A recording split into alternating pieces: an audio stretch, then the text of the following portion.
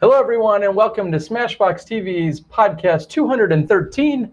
Terry Miller, the Disc Golf Guy, along with Johnny V for our post-Worlds wrap-up extravaganza, and then some. Okay, maybe there's nothing extravagant other than having, hopefully, our FPO 2018 Women's World Champion, Paige Bjerkaas, join us. We're currently just trying to iron out a few technical challenges, but I think one way or another, we'll end up getting her on the line and we'll having her join us tonight and just be a great opportunity to catch up with her and see how things are going now that she's let this World Championships sink in, and I'm sure just totally go to her head. Okay, maybe not. I'm sure it didn't do that. She's not the type. She's not the type. Not at all. Well, thank you guys, everyone. Thank you for joining us. If it looks like I'm in a closet, well, I'm not far off. I'm actually sitting in the corner of a hotel room. I'm actually in New York at the moment as I'm transitioning from Vermont down to Delaware for the national tour this weekend, and able to do. I was officially a tourist in some capacity today. I actually did a little bit of work. I did some vlogging, did some sightseeing, did a little bit of everything. And as we're transitioning from over in Vermont, like I said, down to Delaware, a little bit of chaos, a little bit of extra madness, but super glad to be here and really excited to have this follow-up after the most amazing week ever at the Pro Worlds.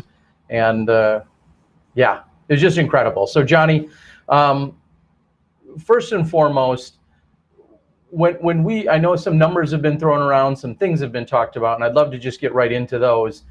And it's not so much the specifics of every single last concurrent viewer, but just in general, kind of give everyone an overview of what we saw this week versus maybe what we've seen in either Worlds or other large scale events. Kind of put everyone to scale a little bit as to how big this week was.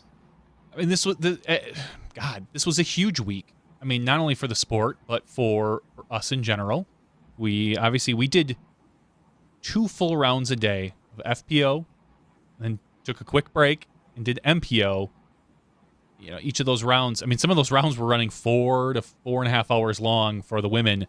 It was a very long day. It was a lot of broadcasting. We were fortunate enough to have some really great co-commentators. We had some massive numbers on that final day as far as viewers. You know, we broke some ultimate records that I don't think disc golf has seen before. We hit over 11,000 concurrent viewers at one time for the MPO, and I think it was like 4,600 for FPO. So we saw some really good turnout, and the FPO was difficult because it was going off at 5:30, 6:30 in the morning on the West Coast. So it's not as smooth as usually. It's not when ideally we would like to showcase the women, but we got numbers right away. Go ahead. I said we got numbers right away when we came on. We saw that those numbers immediately jumped up to well over 1,000 viewers right away, and then just continued to steadily climb throughout the morning. As well with the MPO, where we started at numbers like 3,500 and 4,000 and just continued to climb on that final day. It was an amazing weekend for sure. Well, and of course, we have to just immediately start with a few shout outs. First and foremost, I've got to say thank you to Rick and Chad, the 2 cameramen that were willing to walk around and to brave that course. Thankfully, the weather was very cooperative. We didn't see any rain. We didn't have any extreme heats. We didn't have any extreme cold, although it was a little bit chillier than what we've been used to, of course, throughout the rest of the year. But relatively calm conditions, not too windy. So just overall, it was a really good experience out there for them, but they still had to hustle around. And I know I said this earlier, this isn't a tit for tat or necessarily a comparison, but when you're out there and you're live, there's a little added pressure because at any moment, whether Johnny lets you know or not, any given moment, your camera could be showing the world everything that's being seen. And so, you've seen whether it's Jerry or myself or any of the CCDG guys, sometimes when you need to get into position, you can simply drop the camera and then take off and run, and you get into your next position. And that's always great. That's what you need to do.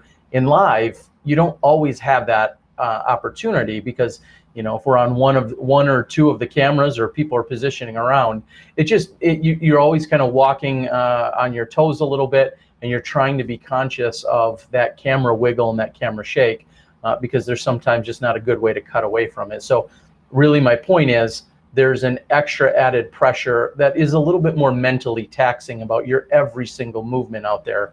And Chad and Rick did it with the best of them this weekend. So thank you to them. Thank you to, of course, Gary O, who was able to, do most of our graphics most of the time when he didn't have another obligation. Johnny was switching the show. And then we can't say enough, really, about our two co-commentators. I think I'll say discovered, but in my opinion, just kind of reaffirmed that we have Hannah Macbeth as a superstar co-host who really knows what she's talking about, comes extremely prepared. I think I could go as far as saying she even had a little bit of fun while we were in there. And then what I think so many of us already know, Robert McCall, same idea, prepared, really knows what he's talking about. I don't feel like shows any bias of any kind, which could be a concern because he's a team DD manager, but Robert calls the shots and somewhat keeps me in line. So I can't say enough to both of them as well. It was a lot of fun, and I just think we had an all-around really good week. And I'd like to think that even some of our Smashies and some of our 11 or 5,000 viewers thought the same. Thank you, and thank you to everyone. And then I'll just continue to keep it rolling with thank you to Smuggler's Notch, thank you to Jeff Spring, thank you to the PDGA for believing in us, as you worded on our Facebook page. All of those people throughout the last few years have seen us grow and expand and try to improve, whether it's incrementally or with large steps. And it's truly an honor to know that we're at the World Championships, our sport's highest achievement, and we have that honor, that task, that goal of providing the entire world, literally the entire world, that opportunity to be able to watch our world champions crowned, and call it a little selfish or maybe even almost boastful, but to see the screenshots, to see the pictures, to see the GIFs of our final few moments on the men's and the women's side, and to see those get shared all over Facebook, it's a special feeling for us at Smashbox to know people got to see the world champions crowned right then, right there, with the assistance of UDisc and Twitter and Instagram. But they got to see the world champions crowned because they were watching Smashbox, and that, believe it or not, that means a lot to us. So we really appreciate it. It really, really, really, really does. So, and to follow that up, of course, one other shout out. We played around with the super chat idea. We had some initiatives. We had some rewards. We had some great sponsors. All the sponsors throughout the week. Some got in and got on board a little heavier than others, but all of our sponsors, all of our supporters, thank you to all of them. And then all of you super chatters that got in on it, as you guys supported us that way, we're able to turn around and then give away a whole bunch of product and some great merchandise and some services and things of that nature. So that was also really special. And I think tonight, the big reveal, Johnny, I don't know if there's going to be a rose ceremony or how we're doing it, but we're going to be giving away all of day 4's super chat prizes. Correction, day 5, final day, Sunday super chat. If you participated at that point during Sunday's super chat, we're going to either do some drawings or at least announce the winners here tonight, depending on how you did that.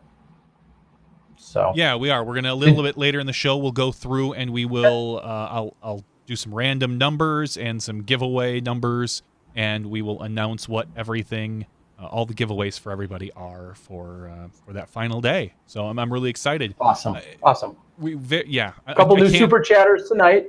Big Putt Bill, along with George Williams. George said he loved the FPO coverage, and Big Putt Bill out of Santa Clara, California, one of our favorite supporters. Also already both jumping in on the super chat here tonight. Thank you guys. We appreciate that as well. So. Awesome. All right, Johnny, what else did you have? Not a heck of a lot. We have worlds. Okay. I mean, honestly, that's what this particular show is going to be about. I mean, I can talk a little bit about how people YouTube comments are garbage and people get really upset Oh, it can be. uh, I love and I kind of put this out on the media board and I got a chuckle out of it. People that got really upset that I apparently spoiled who the winner was by having Greg Barsby on the thumbnail of our live.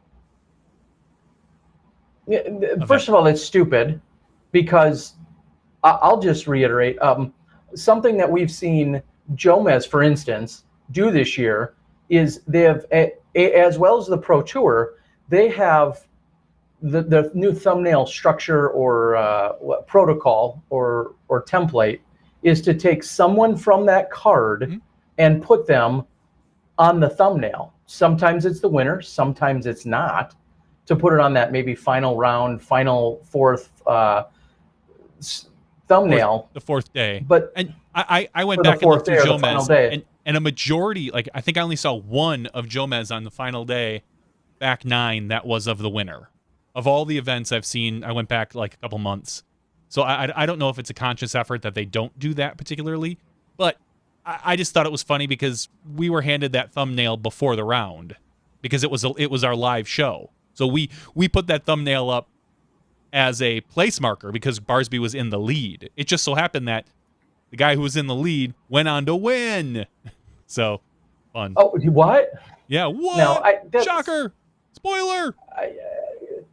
Again, if you're on YouTube and you're looking for it, it is what it is. I mean, it's just too bad. I don't care. We broadcast live disc golf, and I'm not going to get all fired up just yet, but we broadcast live disc golf. If you don't like that, I don't know what to tell you. Like, that is what the entity that SmashBox encapsulates. Aside from our silly podcast weekly, we broadcast live disc golf. Period. No, I know. It's just funny. So that was that. I had some discussion about that in a couple different forums. Just thought it was funny that I said, "Wait, so you watched the whole thing? Barsby won, and then you saw the thumbnail and were bitter you were spoiled?" Like, I was like, "I don't understand. I'm so confused." So I got a big kick out of that. Other than that, I mean, honestly, what a great weekend for FPO, great weekend for MPO. It is just all around. We had 2 first-time winners at Pro Worlds, and 2 people who who probably couldn't be any different than you've kind of have like a normally reserved Paige Bjerkaas who tends to be a little quieter on the course and in general in life. She's very much she seems like, I don't want to say a homebody, but that's kind of the feeling you get from her. She's very down to earth and everything. And then on the MPO side, and she's very young. She's been playing the sport for a while, but she's only been playing Open for 3 or 4 years, I think. And then you've got Greg Barsby, who is gregarious, outgoing, funny, just usually life of the party, and has been grinding it out on the tour for 15 years. I mean, he's like 31, 32 maybe. And he's been playing Open, I think, since he's been like 17. And it is you couldn't have 2 different yet completely, after you weigh everything, more deserving players win these world championships, I felt. And it was just, there were so many differences between the 2.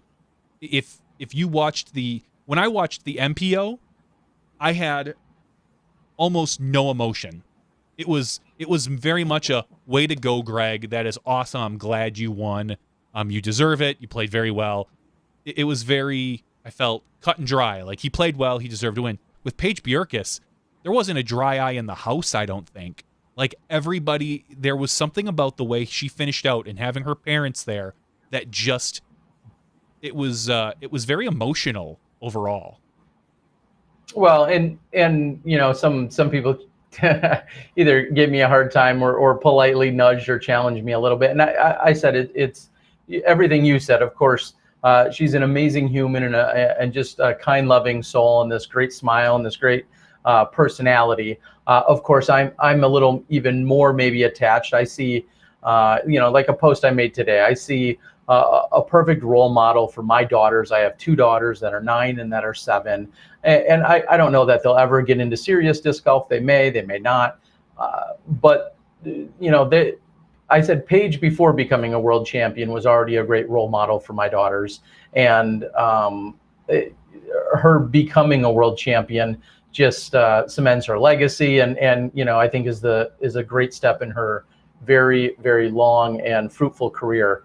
And so, like you said, having her parents there, knowing the time and the energy and the effort that her parents put into disc golf, both working for Dynamic Disc and even before they worked for Dynamic Disc, the whole reason they moved to Emporia and got the jobs at DD is because they were great ambassadors to begin with, and Dynamic Disc recognized that, which is what then brought them for the transition over to Emporia. So just the whole story about it, and seeing Doug's little girl then go on to win the world championships is just awesome, and it is definitely very touching. It's just an awesome story, and once we do get Paige, hopefully we'll work out the kinks here to get her tonight. I think it's fair to say she probably didn't necessarily expect to come into the Worlds and win it this year, and clearly it was her time and it was her effort, but she maybe didn't necessarily expect it, and it was awesome to see. So it really was very very cool for sure. And Greg Barsby, I said it as well in a post, just like you said.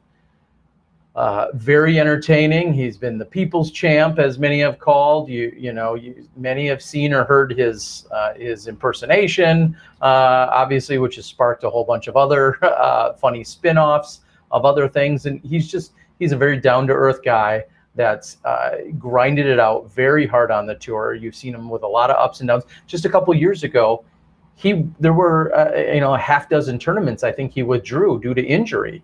And so I've watched him grow location, as a player. Was it last year or the year before at this location? Maybe it was. I don't recall. I know it was at Smugs. I just don't remember if it was a year or 2 years ago that he withdrew, and he had because he went through about 4 holes, maybe 5, and then just called it quits and was like it was like I think an elbow issue, and he just basically walked off the course, and he spent the next couple months doing, recuperation. So, yeah, well, those are all exactly parts of his story, and representing California, which obviously has a lot of history in disc golf. And, he's just been one of those road warriors that we've seen him go through various iterations of being in the scene, out of the scene, a contender, a struggler. We've seen every different version of Greg Barsby throughout all these years. So to see him best the entire field and best the world, obviously hats off, fedora or whatever else he's wearing, hats off to Greg Barsby. He's definitely a fun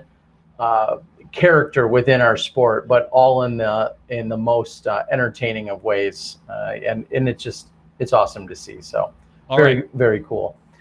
We're gonna try something here. Okay. Paige, do you hear us? I can hear you. Can you hear me? We can hear you. Terry, can you hear? I can hear her. Paige, can you hear me? I can hear Terry. Awesome. Now Paige is having a little bit of issue with her the video on her side, so we're just going to bring her in via audio and have a nice little conversation with Paige. We'll get. I think I'll say this: you have had enough cameras shoved in your face this past week for anybody for the next 6 months. So maybe this is a nice little reprieve for you. Yeah. You can relax. Yeah.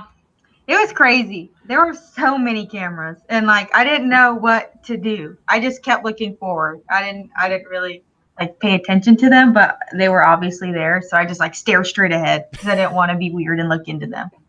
Oh, I don't know. I just didn't know what to do. I don't have experience.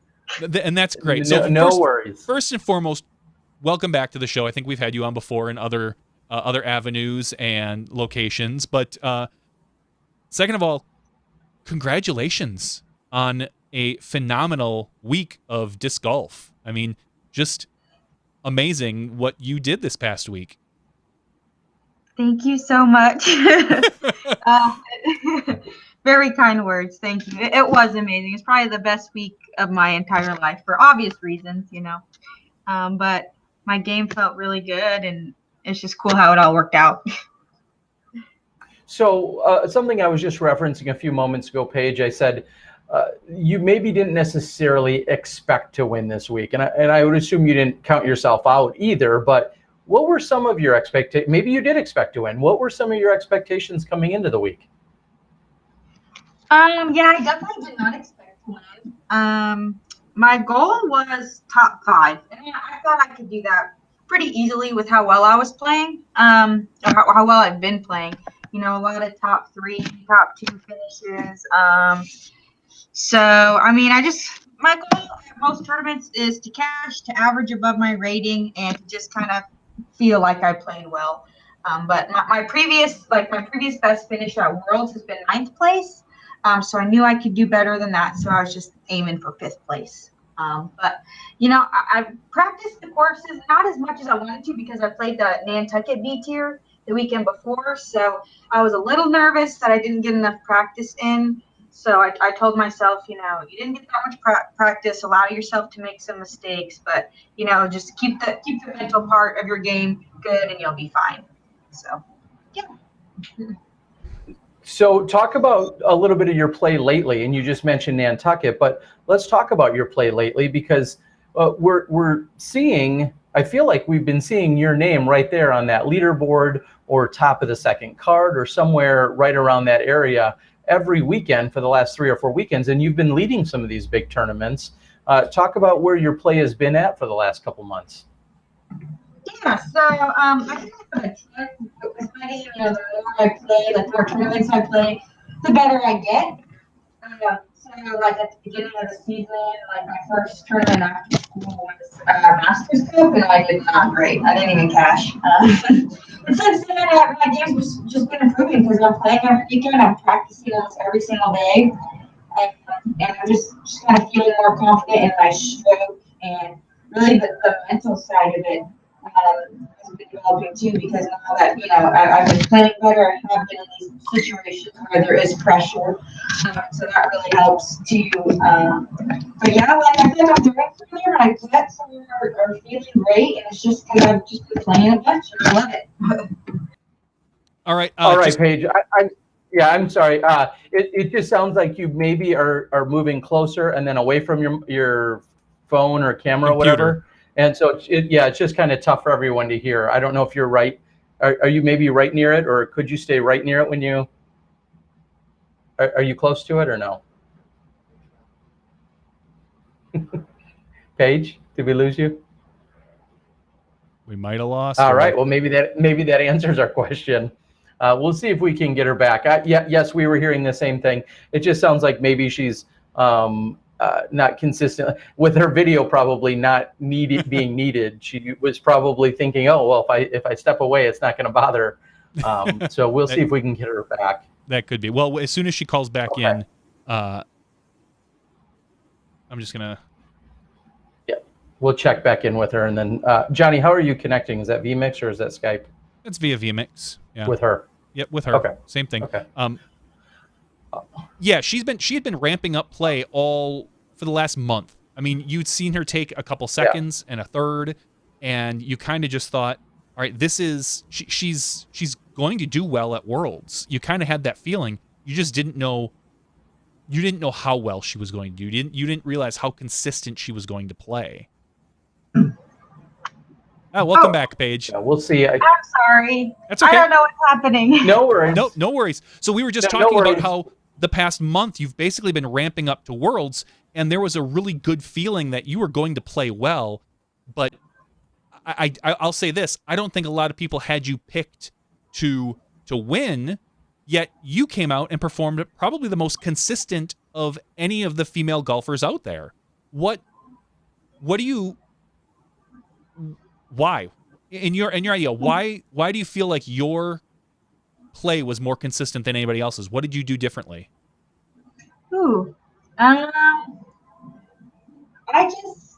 my goal was to stay in bounds and on the fairways, I guess, and that was my game plan from the very beginning, and that's what I practiced. And so a lot of that was disking down. I threw a lot of putters this week off the tees on both Brewster and Fox Run.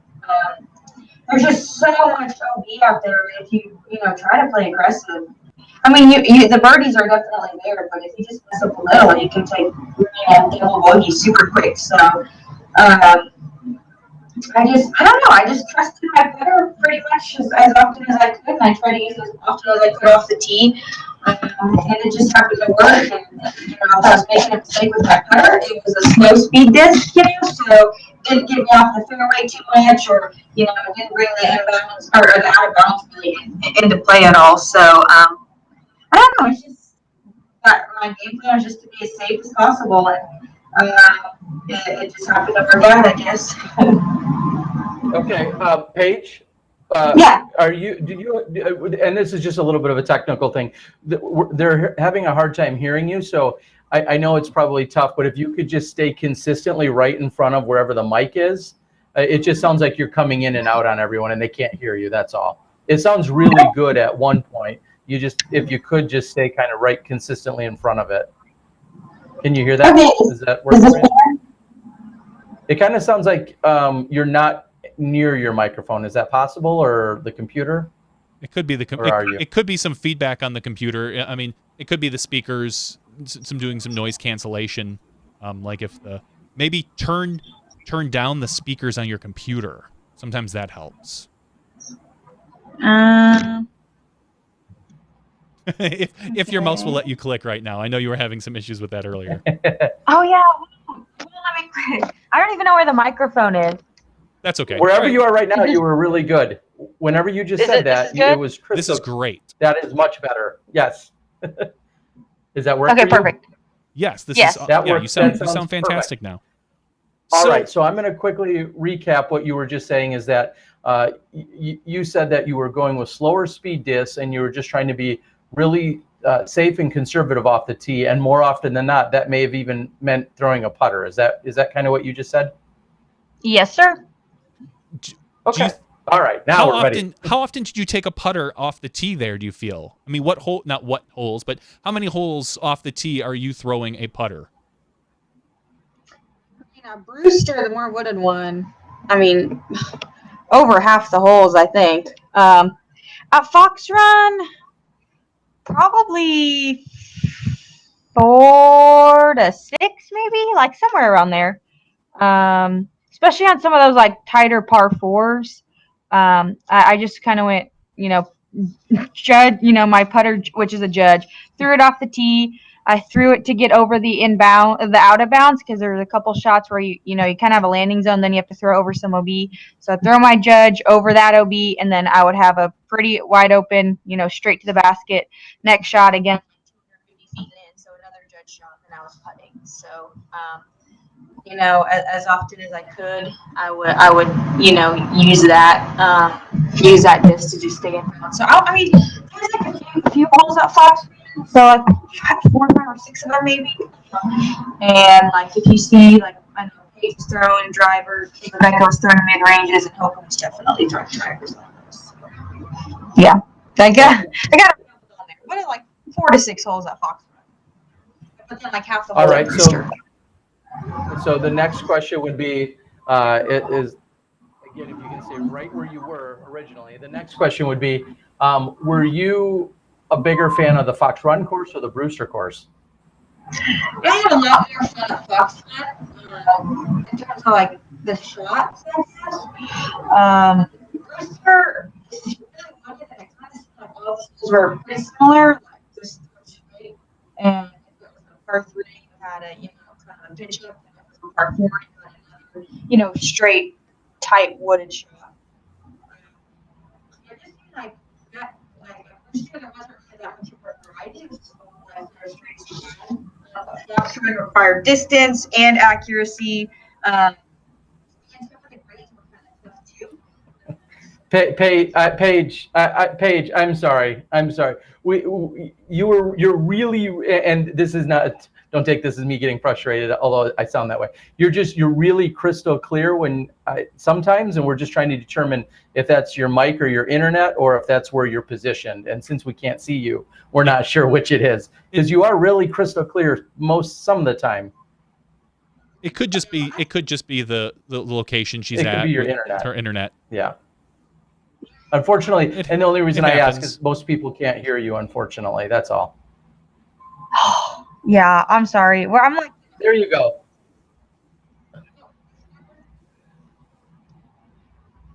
Can you hear me? All right. We can try again. Hear you. Try one more time, Paige. Can you hear me now? Yeah, I can hear you now. Now you sound great. Okay. And we lost you. Yeah. So that's probably it. I'm Johnny. Is there would a set of earbuds possibly maybe help? headphones might do it, but I don't know if you have a pair of headphones you could possibly plug in, Paige. That might. I'm sorry, everybody. We're we just obviously we're just trying to give you the best possible audio experience. And Terry, do you know is Paige going to be in Delaware? Paige, can you hear us? Are you going to be in Delaware? Or is she going to Canada? I am currently in like a hotel near Philadelphia, but I'm headed to Delaware tomorrow morning. So you are going to Delaware. Okay. Yes. So that would be a good opportunity for me to possibly whatever you're doing right now. You sound crystal clear, by the way. Okay. Well, does this help? Is this better or worse or anything? Yeah. Right. When you say anything, you were perfect. Anything? Is it good now? Johnny, what about can she phone call in? A regular phone call at this point, since we're doing all audio?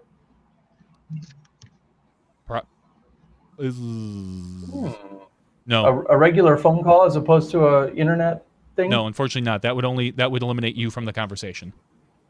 Well, I mean, we got to do what we got to do. I know. Tell me about it. I've been trying to eliminate you, Terry, for a long time. I hear you. We're sorry, Paige. We just want everybody able to hear you. That's all. No, absolutely. I'm not sure what the issue is. So can you hear me okay now? Kind of. It's all right. I'm just trying to think of any other options. And Skype has been exhausted, Johnny? I mean, Paige could try to close down her browser and open up Skype and then call me again. We could try that. See if we can bring that in. I think it's worth a shot at this point. If you have Skype, Paige? She does. I do have Skype. Yes. All right. Why don't you close down the internet and then open us up in Skype, and I'll answer the phone and we'll bring you in that way. We'll see if that's any better. Okay, we'll perfect. Give it a try. Thank you. Okay. Thanks, Paige. We're gonna get this to work. We want to talk to Paige Bjerkaas, and we want to bring her story out and everything like that, because she had an amazing week and a lot of. Terry, were you able to watch? I know you were in New York today. Were you able to watch anything that's been coming out the past day or so? Bobby Brown released a video today. It was about 12 minutes long. It was kind of like from the caddy view of Paige Bjerkaas. No, I did not consume anything. It was an incredibly busy day for me, which is maybe for later. But I have not consumed anything. And before you tell me about that, I want to quickly then also say. I had gone live with the awards ceremony, and I have no idea why it was such terrible quality, considering it was all feeding live through a Verizon signal. I think I have the award speeches from probably Greg and from Paige. I have just the award speeches. If I do have those on a separate actual camera, I'll upload those in their entirety separately. So I know some people, I had no idea it was such terrible quality, but and it was a last second idea, blah, blah, blah. But anyways, I'm going to look for those tonight as well, so that if people did want to listen to what they had to say, I think I have Greg's and I think I have Paige's separately. So no, I did not. So give me a little synopsis or breakdown. Actually, what of I'm going to you try to saw. do here real quick is I'm going to So we can try to get bring Paige. in Paige here, who just... Let me do this. Paige, are you there? I'm sorry, Paige, are you there?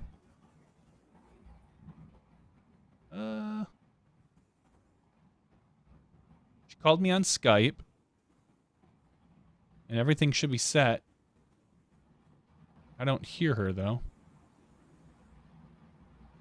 And you're connected with her? Yeah, she called us. She can probably see us. Then that's a button you have to press. Probably. Or there could be a setting on her end that's not the not accessing the microphone. Yeah, it could be. I mean, it's... I'll quickly also note that I did reach out to one of Greg Barsby's multiple accounts on Facebook today. She says she has no idea what's going on. She can see and hear us, but we cannot hear her now. That's likely. If she can see and hear us, then that's likely a... You sure that's not a shot option on your side, Johnny? I'm fairly certain. Hold on. Sillier things. No, I know. No, because it's really funny because we were trying to do some testing with Paige beforehand. She called, and I was able to... We were able to talk, but not get her video going via Skype, just like it's set up now. So she should have just been able to call in. But ultimately... Maybe if she has her headphones or something plugged in, Paige. Cue up that PDGA commercial, Johnny. That's everyone's favorite. Ooh, that is... There, we need to get rid of that. Or... Can you hear me? Oh, yeah. I can hear you just fine now. Okay. So I it works cannot right hear here. Oh. Yes, it does. Can you hear us? I can hear you, but I can't see you. That's fine. Terry? I can hear you, Johnny, but I cannot hear Paige. All right, hold on 1 second. Then, Terry, you need... All right, try that once. All right. Paige, are you there? Yes, I am. Can you hear me? Got anything, Terry? I do not hear Paige Bjerkaas, All right, hold the on 1 champ. second. Computer, you need to get... Hold on 1 second. And just for everyone's information, normally there would be a relatively easy workaround. The additional challenge here tonight is I'm in a remote location and we're bringing in another person in a remote location. So that adds in an entirely separate set of complex challenges here, believe it or not. So. All right, is that any better, Paige? Can you hear me, Terry? Sounds like I sound good, but I cannot hear Paige. One more try now, Paige. Can you hear me, Terry? We got Hey-o! it! Hey! Screw All right. it, we'll do it live. Okay, let's get back to our interview. I'm going to chop the rest of this out on the podcast so no one will ever see it. All right, let's start over. Paige Bjerkaas, world champion 2018. Thanks for joining the show. Never a problem here. Paige, you didn't necessarily expect probably to go in and win this thing this week, but what would you say was the difference? How did you accomplish such a task? Oh, that's a tough question. I just played conservative. I stayed in bounds. If I was nervous about maybe not hitting the fairway, I disked down. I threw my putters up the tee as much as possible, and I putted pretty well inside the circle. I think my circle 1 percentage was like 92. So my putting was good, and I was able to stay in bounds for the most part and on the fairways. And my conservative gameplay, I think, was what won. So I mean, like an example of that was like that 7th hole at Fox Run. It's a far like 1,000-footer, but there's OB left and right, and I just kind of played conservatively down the fairway the whole time. And the other, women were unable to stay in bounds, and I think that hole alone I gained like 6+ strokes on like some of the top women, just on that one hole over the 3 rounds we played it. So just being as conservative as possible and trying to stay in bounds, and I was able to make some putts. Well, and this was a conversation I had with your dad before you went into the final round. I saw them over at Martell's, so thank you, Martell's, for the gift certificate for our Smashbox crew. He's the one that had said to me, he said, Paige Pierce has played hole 7 at Fox Run. She took an 8, and she's taken a 7 going into the final round. So she's played it in 15 strokes. And at that point, you had taken a 5 and a 5, and you had a 5-stroke lead overall. And coincidentally, on that one hole alone, you had picked up 5 strokes on Pierce. And then you take that right into the finals. You again took a 5, which is incredible. So you par for the 3rd day in a row, and Pierce took a 6 or a 7, I believe. And she took a 7. Okay, so there you go. You ultimately beat her by 7 strokes just on hole 7. And what's really interesting about that is it's the longest hole at the entire tournament, where one would say, well, Paige Pierce probably has an advantage over all other women. So is that irony or coincidental, or how do you explain that? I didn't see how she played the first 2 rounds. So I don't know if she played aggressive off the tee or not. So I'm not really sure how she took the 8 or the 7. The first 2 rounds. That last round, I mean, she pulled. So she threw a hyzer off the tee to land in bounds, and she pulled it a little right. And for most people, like if I pulled my drive a little right, I still probably wouldn't reach that OB.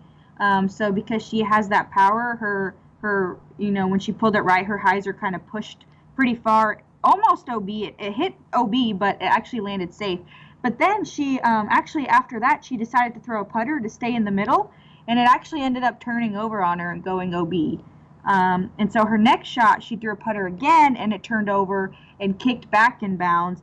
And then she threw another putter to the basket and missed a putt. So I think I don't know how she played it the first round, but or the second round, but the last round it seemed like she tried to play conservative, but it just didn't work out. She just pulled her shot. She just wasn't executing what she needed to. Well, at least the round I saw. And I've always said, we don't want to talk too much about Paige Pierce, but Paige Pierce tends to play best when she's aggressive. I notice she tends to slip up a little bit when she tries to play conservative. It doesn't seem like it's in her game plan. But my question for you, on that hole in the finals, you had a putt just outside the circle. Were you running at that and just came up short? Because you landed in the stones underneath, and you looked a little disappointed. Yes, I absolutely was running that. It was barely. I mean, it was like right outside. It was right outside the circle, and it was the best look I had at a birdie all weekend, and I knew Paige was putting for a 5, and I don't know. I was just like, yeah, I'll go for this. But I mean, at the same time, I was pretty nervous. I mean, seeing that Paige just did what she did, threw OB a bunch. So I don't know. I definitely was running for it, but my nerves kind of got me there because I didn't want to, go flying past the basket or hit high and roll or whatever. So unfortunately, I was going for it, and it was a really ugly putt that was really low. But I did want a birdie. I mean, I had jump putts the first 2 rounds, and that was the closest I had been all week. So I thought, might as well. And I only say that because when you threw it, everyone's like, oh, that's a great layup, smart move. Just take your strokes where you get them. And then I saw you walking away, and you were kind of doing like a fake putting motion as you walked away. And I'm thinking, like, she was running at that. Like, she is disappointed that didn't fall. And and I just kind of chuckled. I'm like, she's playing conservative, yet trying to be slightly aggressive. And it is where it's not hurting her. And I thought that was a really fun and interesting hole in general for the entire field, but for you especially. And then you proceed to kind of, I don't want to say cruise control, because that's got to be a nerve-wracking round, but after that hole, it was it was almost decided because Paige, you had given up 2 to Paige, then I think Paige had given up 2 to you, and then you got 2 back on Paige, and then from there on, it was all Paige Bjerkaas.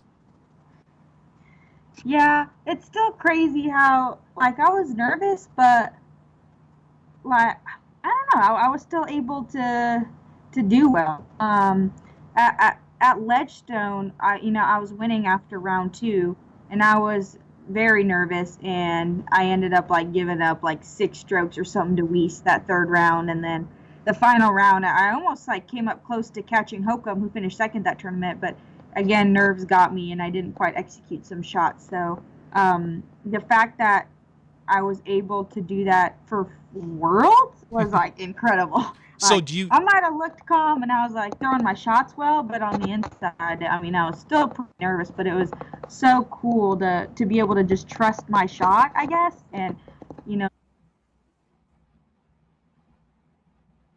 it's fun. It was fun to be able to execute under the pressure, and again, just stick to my game plan. I was being pretty conservative, and I did get a couple birdies. I think like hole 10 and 11, I got some birdies.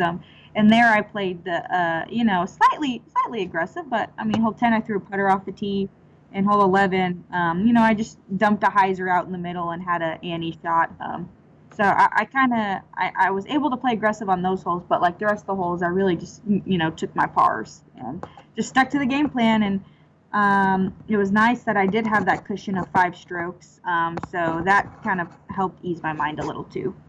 And I think that goes to show, and I think you've even said it, the confidence you have in your plastic, knowing when you can attack a hole, throw a turnover, attack a hyzer, no matter what the shot was. You seem to be very confident in the discs you had, and I'm sure it doesn't hurt having your family, your entire team, Robert McCall and Jeremy Rusko and Bobby Brown, all, even if Bobby's the one sitting there shoving cameras in your face as well, having them all there to support you.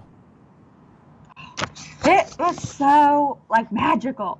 I know it sounds funny, but that's like just it's a dream. I've dreamed about winning, and it's even more like picture perfect that they were all there, especially my parents.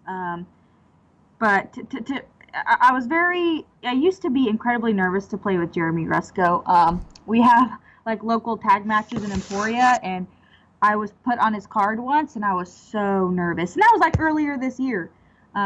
So I was super stoked to be able to shoot well in front of Rusko and have him watch the whole time. And it was awesome to have Robert there too, because Robert talked me through some shots, and he gave me some good advice, and also gave me some laughs during the round. And it was just so incredible. And I love that Paige was there, and Paige was there like supporting me, and she was there to see me win, because I've looked up to her for years, and she told me, one day you're gonna win, and it's just so cool that she got to see it all too. It was just, like I said, picture perfect and magical, and it couldn't have gone any better.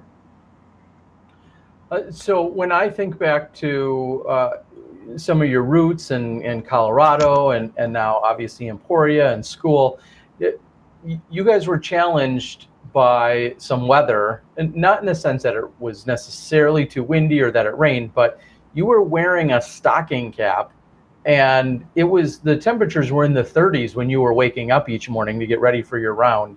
And I think back to 2 years ago when you played in Emporia at the World Championships. It was 104 with 94% humidity.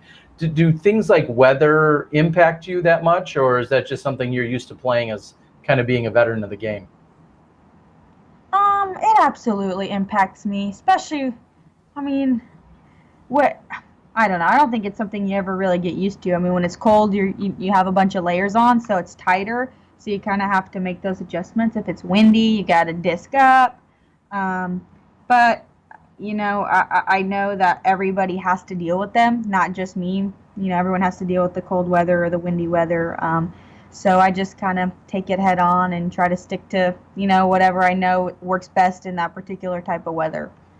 So, yeah. So not necessarily a big problem for you. So a question that might sound a little superficial, but yet it's become one of your signatures, your hair. your hair is always just flowing. You rip a drive, and there's been some really cool slow-mos. Been some great photos. Your hair clearly doesn't bother you. You're one of the few players that doesn't restrain it or pull it back, or usually have it in a hat or anything like that. Is that just become part of the signature Paige throw? Yeah, I've played with my hair down ever since I've started playing disc golf. I mean, when I started playing disc golf, I had like a bob cut, so I mean, it didn't affect me as much. But I mean, as I grew up, I don't know. I've always kept it down. Anytime I wear a ponytail for a while, it hurts my head. Just kind of causes a headache. So I've just not not worn it, and it's been years since I've started doing that. So it's just something I'm used to. And like, people ask, doesn't it get hot, or doesn't it get in your way? I mean, it doesn't get in my way for sure. Like, it doesn't affect my throwing. If it did, obviously I would pull it back. But it does get hot. I'm not gonna lie, but it's just like something I'm used to. And I feel, it sounds kind of funny, but I feel like I look better with my hair down. So if I'm looking good, I'm feeling good, and if I'm feeling good, I'm playing good. So 100%. That's kind of why I do it. Awesome. So no one's gonna argue. You talked a little bit earlier about some of the struggles you had finishing out tournaments, Ledgestone and Utah and some of the other ones, and being able to do it at Worlds. Do you think you're going to be able to now? Do you think those nerves are going to come back at all, or do you think kind of you've gotten the monkey off your back, so to speak, and you've won Worlds? There's not a bigger stage in our game. Every other event now is going to, you're going to want to win that, but you think you're still going to feel those final round nerves? Absolutely. Number one, I mean, I still get nervous, at like, the B tiers in Emporia. Like, there's always just some kind of nerves whenever I play around. But I kind of think because I've won Worlds now and I haven't won anything else, like, I kind of feel like there's some kind of pressure to finally win, like, something else, I guess, maybe, to like validate my Worlds win, which I know sounds kind of ridiculous. Like, I won, and I played great and stuff, but I don't know. I think I want to win a national tour, and I want to win like a good A tier. So, I don't have any of those titles yet. So there's going to be that pressure, I think, from myself, because I know that's a personal goal of mine, is to win a national tour. I've won a major now, but I haven't won a national tour. But I think, since I did play super well during that final round of Worlds, it was like my second best round in the entire week. I think I can use that to help and to calm down the nerves. So the nerves are definitely there, but I think I'll be able to handle them a lot better than I was able to before. I'm trying to think if there's been another player who has won a major without winning a national tour. I wonder if did Sexton win a national tour before he won his major? I don't think Sexton has ever won a national tour. Okay, so you and Nate. I couldn't think. I was just thinking, like, that's a very interesting stage to debut a victory. Obviously, our biggest event, but B, a major in general, and whether or not a national tour had anyone won a national tour. So, all right, that's well, I mean, can't argue with that. What do you hope to? I mean, I think winning Worlds means something probably a little different for everybody. What does it mean for you, and what do you hope to accomplish with that term world champion behind your name now? That's a big question. And I know it's early. You've just got that title, so. No, I know. I mean, legitimately, like, it means, it's a pun, but it means the world to me. I've been playing disc golf for so long, and it's been part of my family, and my brother and I would dream about winning Worlds. We used to watch, the year Valerie and Avery won that same year, and was that 2009? Yep, in Kansas My brother City. and I watched them win. We both competed in Junior Worlds that year, and him and I always talked about how we'd grow up and win Worlds together. And he doesn't play that much disc golf anymore, but he definitely watched the coverage, and he called me and he cried when I won, and it was just super emotional, and just, it's so cool because I started playing when I was 10, and Like, I played basketball in middle school for like 2 years, and then in high school I ran cross country. But like with disc golf, I've put in so much time and so much effort, and I've like gained a following, and I just have this, this huge support system everywhere, and it was just so cool to finally like show my skill and like represent, who I am, and to be able to make everybody proud. And that's the best part. Like I'm proud for myself, obviously, and I'm so stuck with how I played, but like the fact that my parents are proud and they're getting recognition, because I definitely couldn't have won without them.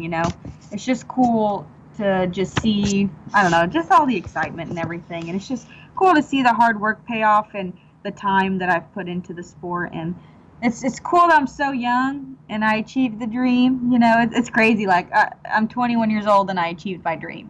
Most people don't really achieve their dreams until older. At least I think. But what I want to accomplish now, I guess more world titles. I want to get up there with Paige Pierce and get as many as I can.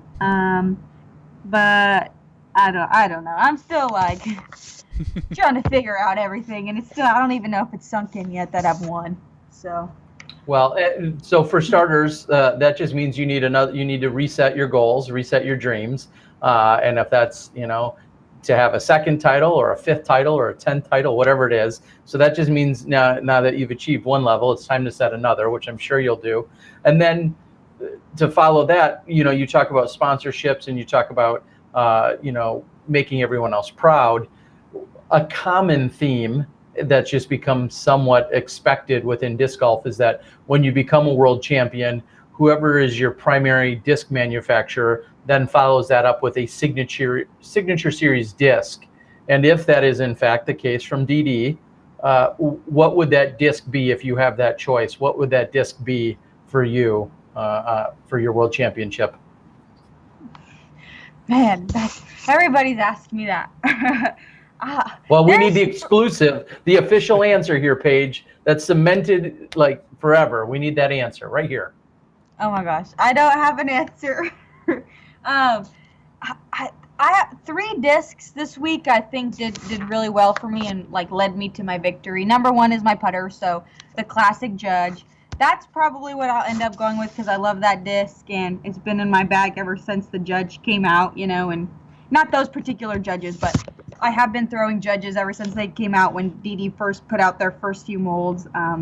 So I was thinking either that one, the Biofusion Enforcer, I threw that one on hole 7. Just overstable disc that's really reliable, that actually goes pretty far. So I like that one. And the Fusion Getaway, which is similar to the Innova T-Bird. For people who don't know what the Getaway is, I use that quite a bit as my fairway driver this week. So I'm trying to debate between the 3. I haven't decided yet. I'm not sure when I'll need to make a final decision, but it'll definitely be one of those 3. I'm leaning towards the Judge right now. Well, let me ask this from the business side. 1, does anybody have their name on any of those 3?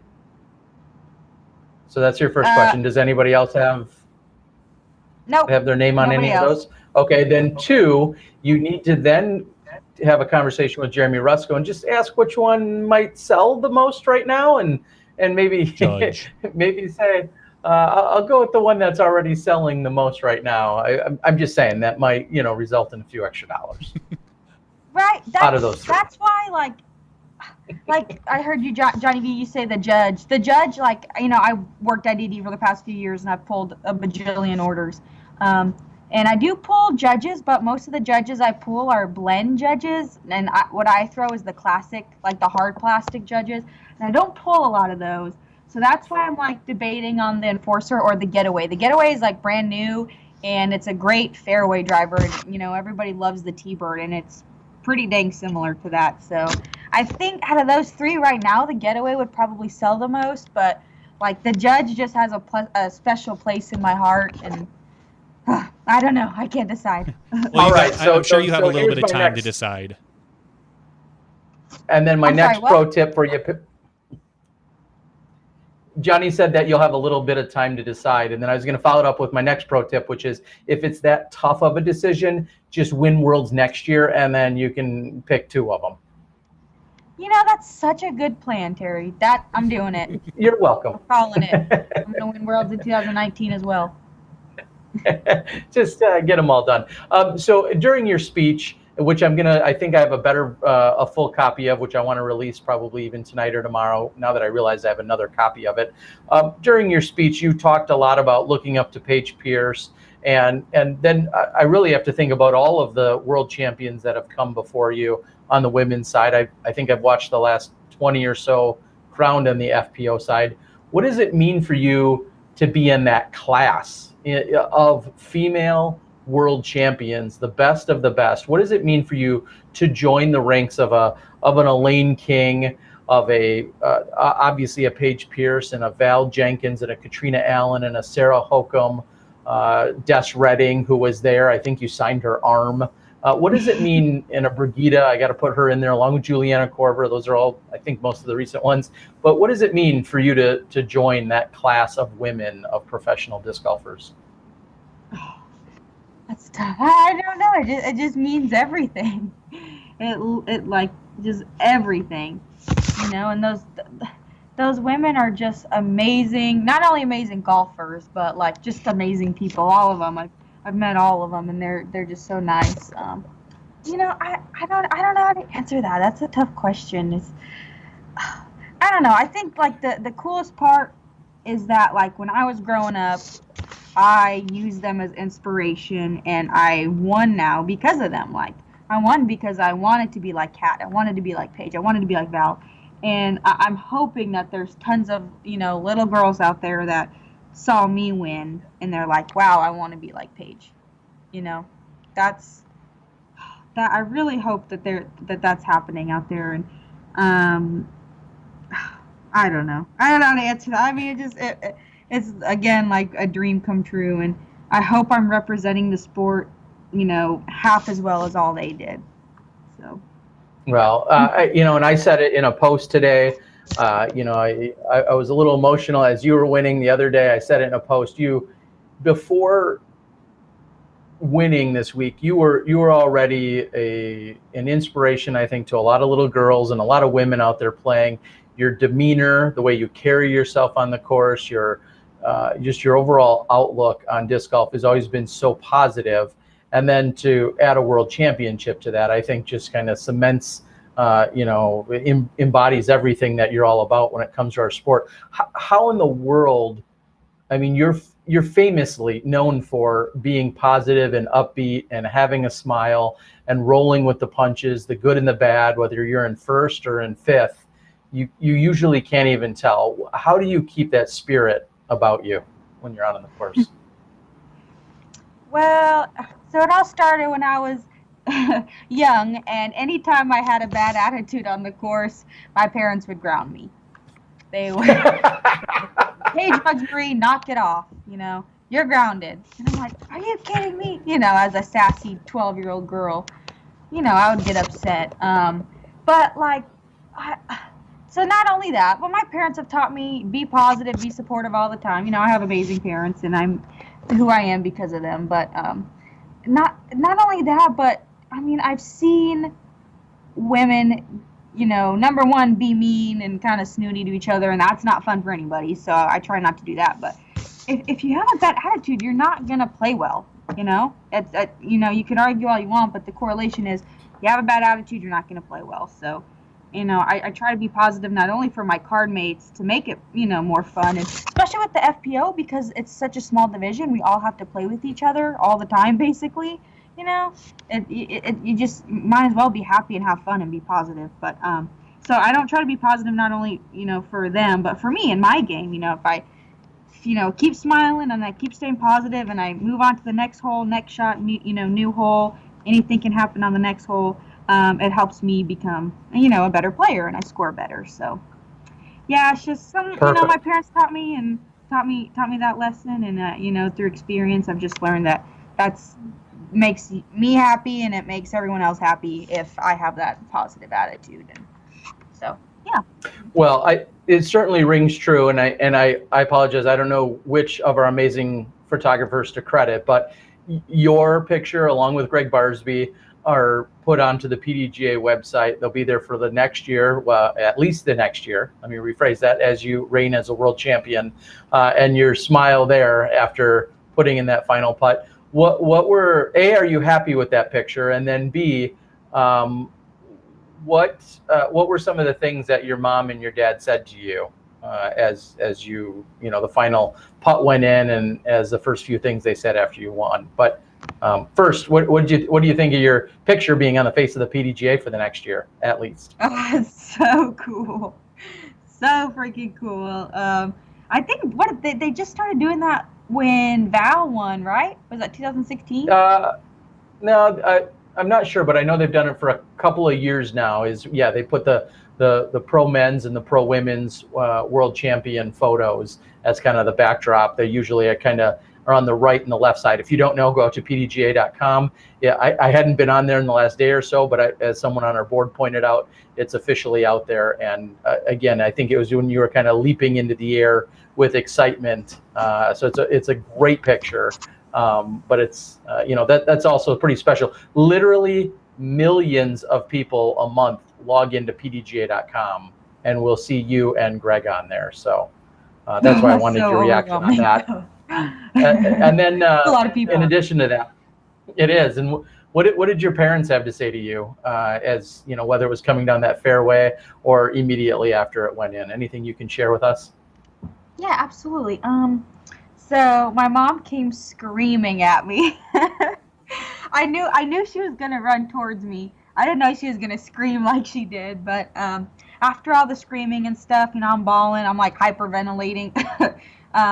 But mom gave me a big hug and she goes, you did it. You did it. All your hard work, you did it. I love you so much. I'm so proud of you. I'm so proud of you. And then dad hobbles over, he has his knees all messed up, so he couldn't quite run to me like mom did, but he gave me a big hug. I said, you did it. You did it. I love you, Paige. Way to go. Just like the generic, not generic, but the expected. The expected parents thing. I mean, you're probably their favorite child anyway, so. Yeah, right? You're probably right. Oh, yeah. You are now. Until your brother catches up with a world title of his own, right? That's right. Right. No, but one thing that they've always told me is that whether you're first or last, we're proud. And after the hug and they're giving me a hug and everything, they said that again. And I was like, well, good thing I finished first this time.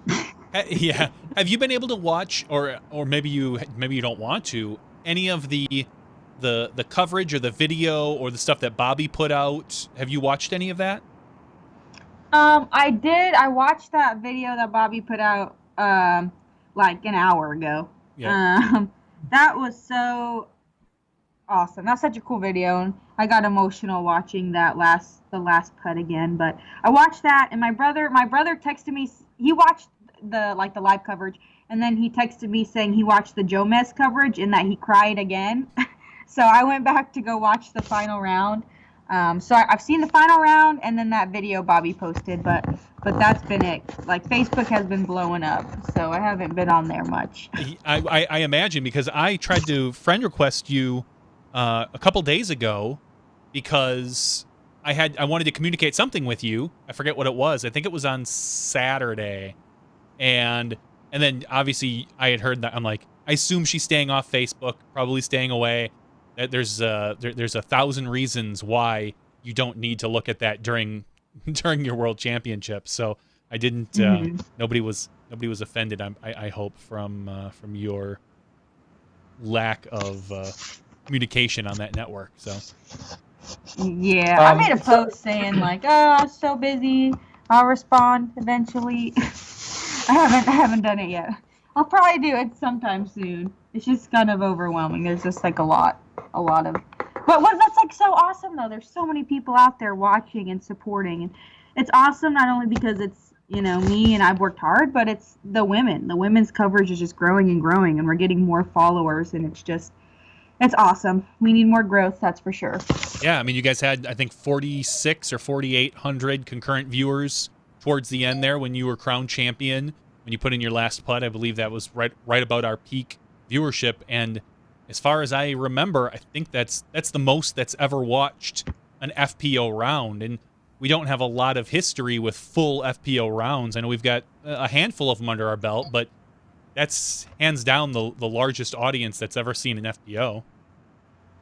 Wow, are you serious? Yeah, no, I mean this entire Worlds weekend, especially that final day, broke a bunch of records for viewership for MPO and FPO. But I was going back to look at some of the numbers, and it was two or three times what we usually get for FPO viewership. So there was something. I think there was something that it shows the growth of the sport, but on top of that, it shows the compelling nature of this particular event and your win, that we had so many people tune in. Because if it was a blowout, or I truly believe if it was a blowout, or we saw one of our other champions being recrowned, a Katrina, a Paige Pierce, a Sarah Holcomb, I don't think there would have been as much interest in it than us seeing a new first-time champion and you with your with the whole family and the whole storyline. I think it really did push the numbers up a little bit.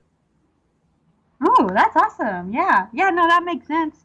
Well, wow, I'm so honored that I'm like the one that has the most views. You know, like all those people know who I am now. Oh, that's so cool.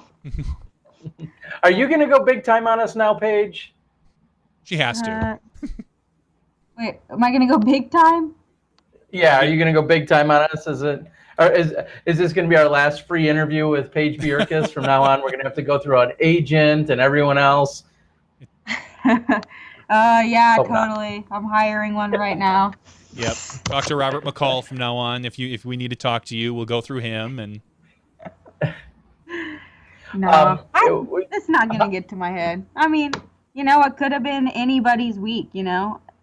Like I my Facebook post, like Rebecca Cox did so well this weekend, and I think both her and I have had such a good season, and I felt like it could have been either of us on top, you know. Dude, so when I tapped in my final putt, you know, and I got hugs from people, I turned around and Rebecca was crying too. She was crying with me, and it was such an awesome moment. And all weekend, she was so supportive. High fives, you know. I had that a triple bogey on hole 3 during the 4th round, and she gave me some encouraging words. And she's just like the nicest person ever. But anyways, like I said, like it could have been anybody's game, you know. I played super well, but all of us are capable of doing it, you know. So you know, it's cool that one, but I value humility a lot, and so I don't think it'll get to my head or anything. Hope not, anyways. So I heard a lot of people ask you this question the day of. How are you going to celebrate? We've had, 2 full days now. How did you celebrate your world championship? I haven't really celebrated it yet, because like after the tournament, everybody left. Like all my friends went, either back home or headed to Delaware already. So like the day after the tournament, we spent the day in Maine. I'd never been to Maine before, so that was cool. But I think at Delaware we're getting an Airbnb with a bunch of like Zach Melton and Calvin Heimberg and a bunch of other people. So I think we're gonna hopefully celebrate there. But right now I'm just like still soaking it in. It still hasn't quite set in, and I'm just trying to catch my breath. So I'll celebrate soon, hopefully this week. Other than SmashBoxx, Other than SmashBoxx, what's been the biggest media company that or something that's reached out to you? Have you done any other interviews with any like big newspapers, any television reporters, or anything like that? No, the Emporia Gazette called me for an interview. The KVOE, like a local radio station in Emporia, I did an interview with them this morning. I mean, the PDGA, Steve Hill, but I think that's it. Like nothing too big. Okay. Mm-hmm. Well, I'm in New York, so I'll talk to some people tomorrow, and we'll see if we can get you on some big time networks or something over here. Yeah. So I've got 2 other follow-ups that are maybe a little bit specific. They're Paige Bjerkaas Insider final round details. The first is, we noticed and talked a little bit about Rebecca Cox and her shoulder possibly hurting. And a minute ago, you said she was crying after you tapped in your final putt. I think that was tears of being happy for you. But was she in pain? How much pain was she in? And do you know any what was happening with her? Did you know about it? Did you guys talk about that during the round at all? Oh, a little bit. I think she didn't bring it up until I want to say the fourth round, maybe, and Yep. she was just kind of stretching it out and just said that it's been hurting her, and but we didn't talk much about it, so I'm not quite sure how much it affected her game. She only brought it up a couple of times, but I know that like she would kind of stretch her arm after her throws, and she was kind of playing with her shoulder. So unfortunately, that's all I know. I don't know too much detail about it. Okay, and I ask because I was told that early in the day on Sunday, on the final day, early in the round, I saw her, kind of doing some windmills and stretching out her shoulder and her arm throughout the round, which I don't normally see her do. And then there were a few times where she threw and she kind of held her shoulder or her arm and somewhat winced in pain. And she clearly was kind of battling through it. It seemed like her putting was a little bit off that final round. And I just didn't know if you knew how serious it was. But the next question then is, Paige Pierce had kind of pulled you aside on hole 16, and it looks like you two shared a moment. Was there, what was said there, if you could share it, if you remember? Yeah. I don't remember quite all the details. Yes, well, okay. If you don't want to share that, that's your business. No, you share it now. No, I'm just kidding. No, she said, great.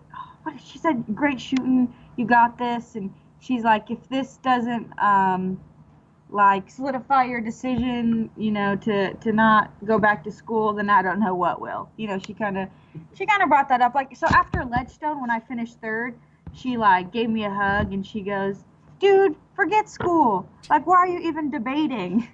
I was like, dude, well, been in school for so long and yada, yada, yada. And so I made the decision to not go back to school. And then, that was one of the things she said on hole 16. She's just like, dude, clearly you made the right decision because you're winning world. And she said, great shooting.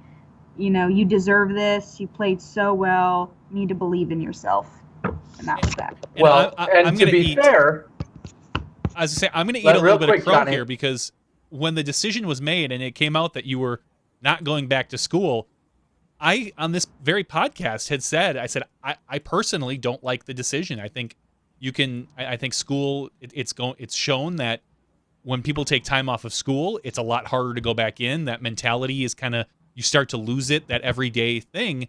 And A, I'm happy to hear that I heard you're taking some online courses, so that's nice. But B, you made the right choice, hands down. I mean, there's no doubt about it now that you made the correct decision and proved myself and other people wrong that said that school is the most important thing. I think there are certain people where that might not be the case, and right now that's you. You're playing at the top of your game, and this is where you should be. I truly believe that for sure. Well, and to follow that up, as you, Johnny, just alluded to, you are still taking 2 online courses right now. Is that correct? Yes. Okay, and then and since you're probably not watching the comments, which is much easier if you don't, trust me, I think one of your besties out there, Amy Vrana, is saying that I think she's giving you a little nudge, saying you need a degree to be a teacher, and she's working toward that, and she's got about 2 years left. Does that all sound right? Yes. Oh, Amy. Is Yes. Amy the other angel on your shoulder? You have your dad and Paige Pierce in the disc golf world, and then you have Amy. Is she on your other shoulder? Is that how that works? Yes. Amy's a teacher as well, and we like she did. So she toured with me this past summer, and basically like growing up, that's what I wanted to do. I wanted to teach during the school year and tour in the summers. And so like seeing her do it, I was like, wow, like I can do it. It seems super cool. So that's why she's saying that, because, she's basically doing what I imagined I was going to do with life. And she loves teaching and she loves her kids, and she's like, if you teach, you can, have the money, and you can make money even if you don't play well over the summers, and you have your wonderful kiddos, and yada yada yada. It makes sense, but I still like my decision. Sorry, Amy, love you. Well, and you had people, as I even said, I said, not all the decision, this and that, but you had people that you trusted, like your family, that were going to steer you in the right direction. It's not just, I think there's a selfishness from a lot of players, like, yeah, come out on tour, it's going to be so much fun, and you scrape and grind and tour stop to tour stop, and there's fun, and then there's ups and downs. But then you also had your family, and I think your family knows what's, they know you better than anybody probably, and they know what's best for you. And clearly your mom and your dad, I think they helped you make the right decision for this. And I'm glad that you have them in your corner. Yeah, it's crazy. Like I wasn't even thinking about taking a semester off, but Dad was like, well, you're playing really well. Have you thought about taking some time off? And I was like, what? You're telling me that? Said no dad ever. Like my sister went into the military after high school. Then my brother did like half a semester, but he ended up not finishing up. And so like when in high school, they preached like, go to school, Paige, go to school, Paige. And so it was so weird to have both my mom and dad saying, tour full time, you can do it. Tour full time, we believe in you, you can do it. And so that, they were the ones that put the idea in my head. And really, yeah. Everyone else was telling me to tour. So the only thing that was really stopping me was myself, because, I've been in school ever since kindergarten. I've never taken a year off or anything. So I wanted to just like get it over with and get it done. But, after I told myself, however you do at Ledgestone, it'll be a sign.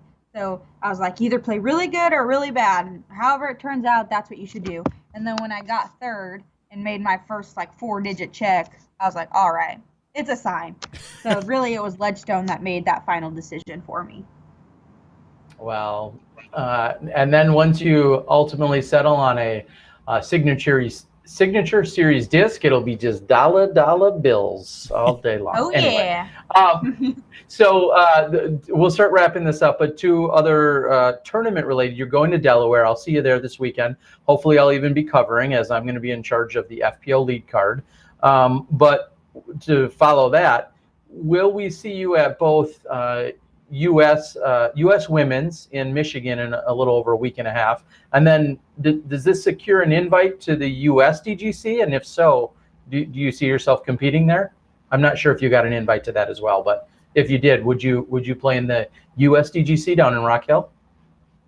If I was invited, heck yeah.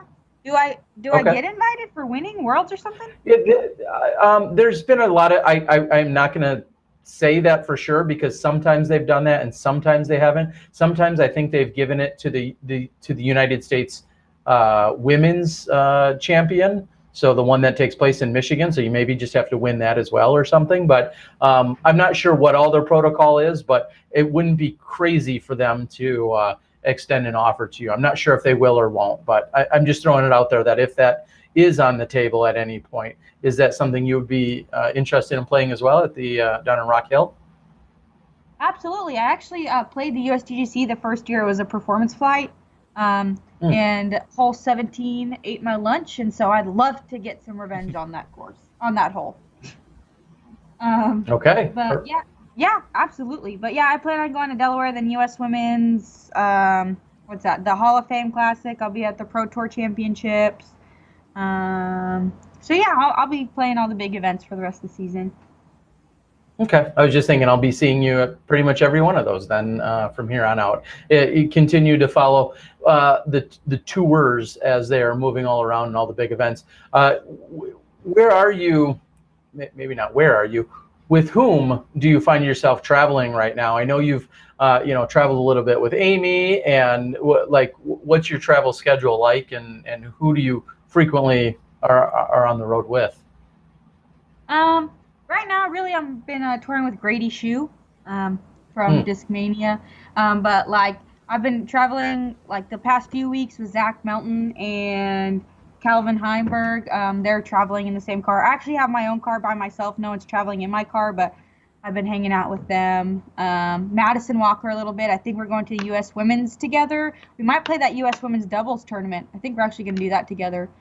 But the kind of like just a bunch of different people. But it's nice that I have my own car, and I can kind of do my own thing. But yeah, for right now, like Grady and Zach and Calvin. Again, it's contract negotiation time. I would maybe look into just securing a full-time driver from DD. Tell them you want somebody to just simply drive you around. That would be pretty nice. All right, Paige. Well, is there anything else you'd like to share? This is a pretty open-ended question, but of course, sponsors and thanks and all of those we want you to give. But is there anything else that maybe we didn't ask you about that you'd like to share with us before we let you go?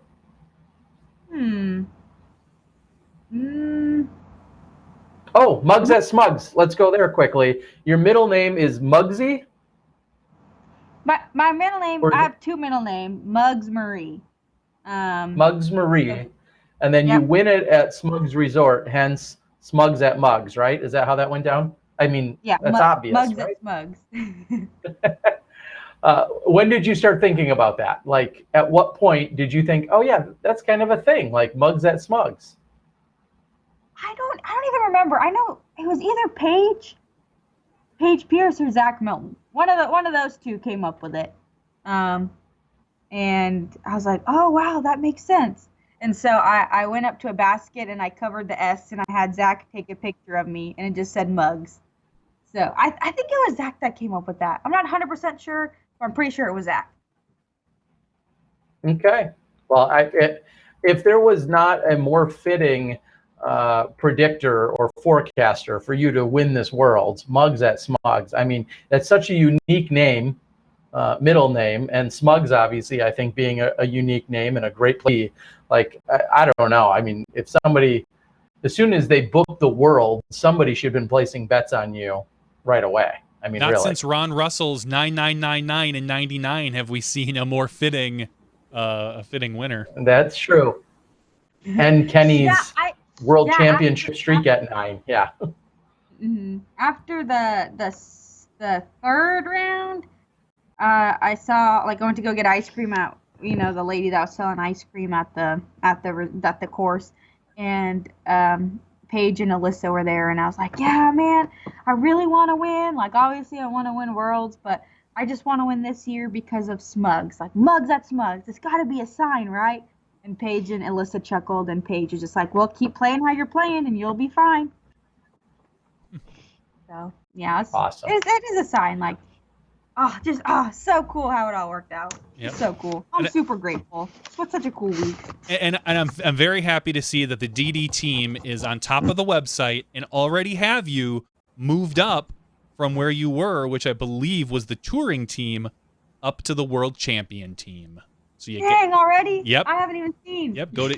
Well, you can just go to dynamicdiscs.com and click on the team. Yeah, they've got you right next. They've got you between Eric McCabe and Paige Pierce. So it goes Eric, Bjerkaas, Pierce, and then poor Ron Converse got bumped down to the second row. That's so cool. Oh my gosh. Yep. Oh, this is such a cool thing. Like my dream came true, and I'm just so elated. It's still crazy. Still crazy. All right, Paige. Well, we love your enthusiasm. We love that you were able to stick it out with us through a few technical challenges here tonight. But go ahead, thank anyone and everyone that you'd like to thank before we let you go here tonight. Okay, so Dynamic Discs and Truly Unique for supporting me. My mom and dad, I love you guys. I already miss you guys. I can't wait to see you again. Shout out to my brother. I don't know if he's watching or not, but I love you. And him and I have a competition of who has the most aces, and we keep going back and forth. So right now he has one more ace than me. So I'm gonna catch you, Hunter. But he plays like, I don't want to put down his aces, but he plays like easy courses, and I'm out here playing friggin' Fox Run and Brewster with all these hard par fours. So, I'll catch you, Hunter. Are you having a competition about pro world titles though? Because I think you've one upped them on the pro world titles. That's gotta be that's gotta be worth at least 5 aces. Yeah, I mean, yeah, I would say that's at least 5 aces for sure. But yeah, I love you, Hunter. And then my sister, I don't think she's watching, but I love you. And just thanks to everybody who's been watching the FPO coverage. It's awesome to see women's disc golf grow. Get your wives, get your daughters into disc golf. The more women we have, the better the field and the more exciting. So yeah, I think that's it. Thanks, guys. I feel honored to be on the podcast. Oh, well, we're honored to have you on. It's you know, it was a pleasure watching you. We got to obviously watch you for 3 full rounds every morning, and trust me, when it's like 6:30 in the morning here in Wisconsin, and I'm dragging my butt downstairs and get to watch you guys, just how happy and enthusiastic you were. It was really truly a pleasure to watch. That's so awesome. Yeah, like I feel like the women's division is just so incredible. Like the amount of support we all have for each other it's just like it's crazy, you know. And and other, like I said, I did play like basketball in middle school, and I ran cross country, and like girls can be really catty and really mean, and like I just haven't really felt any of that at all this season being on League Card. We're just so supportive of each other, high-fiving, congratulating, telling each other to keep, our chins up even when things aren't going well. And it's just it's so awesome. It's so awesome to see, and I'm glad that the world gets to see that too. Like, women have a bad rep of being mean to each other, but the FPO field right now at this point is just amazing to be a part of, and I'm super blessed, and I love all the women I get to compete with. It's cool, we're competitors by day and friends by night, and so it's just awesome to be a part of. Well, it is. I want to echo everything I said earlier. You're clearly a true inspiration for both young and older women. That the way you carry yourself on the course, the way you carry yourself, the interactions that you have with everyone, just so friendly and just such a pleasure to be around. You're always smiling, you're always positive, and it makes it so easy to root for you, as thousands of people were doing online and offline. It was no surprise to see the support that came in for you as everyone cheered on your questing accomplishment. So congrats again, Paige. Thank you for joining us. I look forward to continuing to cover, more FPO action, both in post-production along with live production. And you're right, we're going to continue to push out as much FPO coverage as we can as part of our little way to help grow the women's side of the game. And thanks for being such a great ambassador and a true champion. And we look forward to seeing you at the rest of the big events throughout the rest of 2018 and beyond. Thank you so much. Those are really kind words. Thank you. Yeah, absolutely. Hopefully I'll have some more wins under my belt. We know they're coming, and be excited to capture them. All right, Paige, have an amazing night. Enjoy your time. I know you turn around and you're part of the grind to come back in just a couple days at Delaware to go out and try and get another big win. Maybe that can be your national tour win you're trying to hunt down. So we look forward to seeing you, and we'll see you in a couple days in Delaware. Awesome. Thank you. Bye. All right. Good night. All right. Good night. All right. So, it's just such an amazing spirit, and I can't say I don't know what you're thinking if you can't root for Paige. I don't know for or whom or how. I mean, yes, we have a lot of amazing women, and I hope you can support all of them.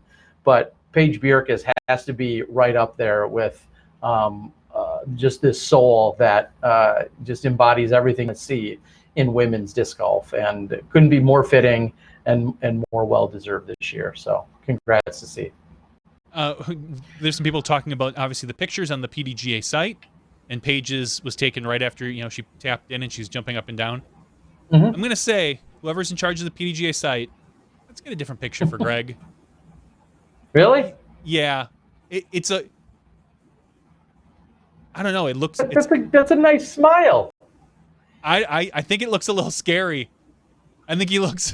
Yeah, I mean that's a subjective, but okay. I mean, my personal opinion. I think it's a really funny kind of big open mouth smile, and he looks really enthusiastic. But there's just something that looks a little scary about it. Like he's gonna jump out of my he might computer look like he wants to kill you. Yeah, I understand that. I'm just saying, like, he's a basket killer. That if I open my door and I see that face, I'm slamming my door and calling the cops. That's all I'm saying. I get it. So good to have Paige Bjerkaas on. It's we're gonna have to give her the secret world champ call-in number now, so she can just dial in whenever she wants. And she's got an open line, 24/7. She can even leave us a voicemail if she needs to. Yeah, she has the 24/7 world champ line. And exactly as being said on the board right now, a lot of what I just said, if not everything I just said, also then be attributed to Greg Barsby. Super great soul, embodies the spirit. He's always positive out there. He's been grinding for even more years. And Greg Barsby, always having a good time on and off the course, always ready to entertain. I did reach out to him. As some of you already know, he's got multiple Facebooks. I'm not sure which is which. The last one we communicated on was the one I reached out to him on. We'll have time to be able to catch up with Greg Barsby as well. Like you said, Johnny, I think the Ultra Worlds did a oh, we lost Terry Miller. World Championships. I didn't get a chance to consume that, but I know there was some of that that took place as well. That must have talked to. I know they talked to Greg. Is that right? Yeah. Ultra World. You're just so you know, your internet's getting a little sketch. You're getting a little choppy. But yes, Ultra World did some really fantastic post podcasts and stuff. Excuse me, and they had Greg on, and he got to talk about the disc that he would choose. Of course, it's the Eagle. He wants, but he's apparently he's going to talk to the champ. He's going to talk to not himself, but Ken Climo, the champ, about that because I believe Climo still has the Eagle, and he doesn't know what exactly he's going to do as far as a disc. So he obviously really wants the Eagle because it's one of his primary throwers. I know he throws some of the older CE Eagles, the flatter ones, but it'll be interesting to see which way each company goes with it. And I just want to point it out there. I know a couple things on the board. People were I did not take any sort of shot at anybody when I was talking about the website. I was just very happy to see that DD had promoted Paige up to the world champ team already. They were on it right away. So it was very nice. Yeah, and that's something you would expect. They're obviously they're very social media tech savvy and usually right on top of things like that. So really no surprise to see DD immediately jump on that and make the correction for one of their superstar players. Awesome to see. Thunder Show don't usually take a ton of questions off the board right away, although it's a little bit out of the ordinary in the first place. But Thunder Schultz had asked to quote him actually. He had said, does it matter for the sport who wins the world championship? And I think that's a really good question. And I think it does. I think it can. I think it can. Okay, you go first, and then I'll correct you. I think we could have a champion that lays low, that doesn't do any sort of promotion, that wins. And I'm trying to think. I don't want to throw someone's name out. I want to think of a player who's very, very soft-spoken, quiet. We'll just say Kelvin Heimberg. Tends to be a very a much quieter individual than a Paul Macbeth. He's not out on the social medias as much. So would it surprise me if like Kelvin Heimberg won and he was a very quiet world champion for a year and there wasn't a ton of promotion thrown behind him or meet and greets and things like that? I think that's a possibility. But I also think that our world champion can make a big difference.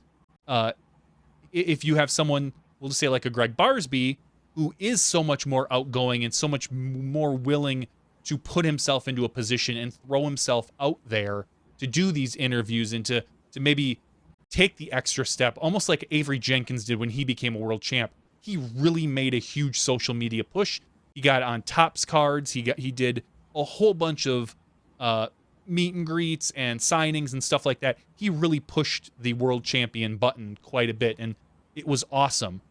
But I do think you could have a world champion that doesn't necessarily do that, or doesn't want to, or is very focused on their game and not so much the promotion side, the social media, the public exposure. I don't know if there is a player out there that I would say, and I know the name that's going to get thrown out there, but I don't think there's necessarily a player that's out there that would be bad for the PDGA if they won, in my personal opinion.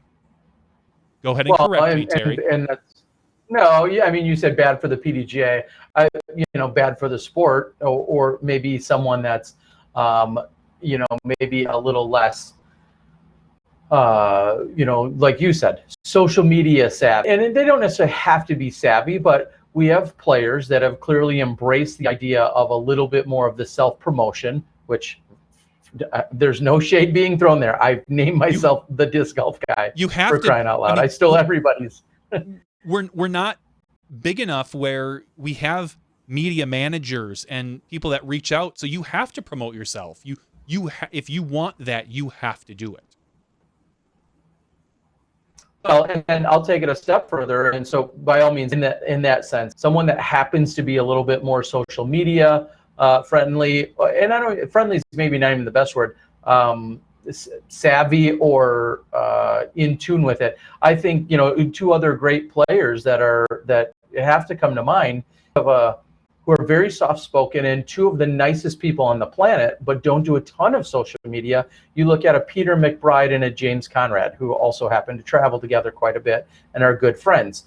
They're less likely to make these posts than a Paige Pierce, for instance, or some of the other guys on the other side. And it's not at all, obviously, any kind of shade or disrespect to them. It's just that's their nature. And I'll take it a step further and say, let's just say on the FPO side, again, she clearly is a talented individual, but if a Kristen Tatar won on the FPO side, it's not that having an international winner is a problem, but she's going to be not accessible to where the majority of the golf following is, which is the U.S. She's overseas, of course, huge. Her name will continue to grow, and she'll do great things for Latitude, and she'll do amazing things for promoting the sport over in Europe. But Terry, your internet is really garbage. You're skipping around quite a bit. It's just on is it my brilliance? No? It's I don't not. know why. Hold it. Give me a moment here. It's stuttering quite a Here, bit. I'm going to try to throw. Let me see. I'm going to try and say. I'm going to mute you. We We don't need to hear him do all that stuff. Anyway, I muted you, Terry. All right, you're back. I've set my modem in another spot, so I'm hoping that sounds better, possibly. Yeah, maybe. You're not on the hotel Wi-Fi? Okay. No, my modem Wi-Fi was actually better than the hotel Wi-Fi. Excellent. Well, it seems like you stopped stuttering momentarily. Okay, so I'll even shorten my own answer, which is an international player, although they would do great things probably in their home country or over in Europe overall, they're not as accessible or likely travel to the U.S. as often, therefore may not have as much impact here where there's a larger percentage of disc golf fans. And, you think of a Kristen Tatar I used as an example on the women's side. She may literally play 1 or 2 tournaments in the U.S. next year, whereas someone like a Paige Bjerkaas, a Paige Pierce, a Sarah Hokum, whomever, any one of the other women are here and playing 20 or 25 weekends out of the year. So does it matter? Short answer is yes. for different reasons, and not necessarily for negative reasons, but definitely for positive reasons, if that makes sense. So let's real quick, because we didn't get really a chance to do it. Let's talk a little bit about real quickly the actual results of the event. As we know, Greg Barsby takes down the MPO division. Spoilers, bro. Well, listen, man. I created a whole commercial about spoilers. Go out and watch it. It's on our YouTube page. So Barsby looks like he averaged about 1050 golf. I'm looking 1052, 1074, 1060, 1046, and a 1037 to finish. He won by 2 strokes over our 4-time world champion Paul Macbeth, who tied with Josh Anthon. And what an amazing round that Anthon had. And I know he was having some back issues, but he fought through it like a champ. And really, he lost 2 strokes on hole 17 when he hit and rolled down that hill. And it could have been a slightly different story had that happened. Now, Greg won by 2. Greg was able to lay up on his last hole. I think 18 would have been completely different had they gone into it tied, or Josh only down 1, as opposed to Greg up the way he was. In 4th place, one of our favorite Smashies, Paul Ulibarri. He fought hard. He was he kind of unfortunately had a little rough patch at the beginning of that final round, and Terry called him out of it right away. Like, I think it was like his 2nd throw. Terry's like, he's done. We're done. Cut him out. Yep. No, after Paul had a little bit of a rough stroke, it looked like he was destined not to win, but he did take a nice fighting chance of those last couple holes and put down some really big putts and some nice drives. And one of the things that can't be overspoken about Barsby, that dude was hitting putts from all over. Like, he had a ton of circle 2 putts. I know he threw in 200 footers back-to-back in round 1 and this and that. You can talk about his margin of victory, but his long-distance putt was dialed in, so I think that made a huge difference. Barsby's former touring partner and good friend, Matt Oram, Matty O, was in 5th place. Tie for 6th was Seppo and James Conrad. 8th was Kale. 9th was Kevin Jones. No surprise there. And tied with Cameron Colglazer, and working his way up the leaderboard, which you don't hear very often, Ricky Wysocki, getting into that technical top 10, followed up by Dickerson. So that was your top half of the MPO division. Terry, were there any surprises up in the top 10 for you? Like someone you look at and go, wow? Yeah, absolutely. And 2 of them that come to mind without, I spaced out while you were talking, but 2 of them that came to mind, one has to be Ricky Wysocki finishing in 10th, just because you rarely see him finish, outside of the top couple of spots, especially after 5 rounds at a place he's been so wildly successful at, and he's dominated for the most part up at Smuggler's Notch, with so many skill sets, courses that certainly you could never say they don't suit him or cater to him. So saying that he had to fight to get in the top 10 absolutely is astonishing. And then without a doubt, the next biggest story is who's not in the top 10. And as I was just kind of ribbing one of our favorite Smashies, Dad's Drunk, out there saying, look at Eagle, Eagle McMahon and Simon Lizotte, maybe even Eagle more so, because of the year he's had, because of how good he's been.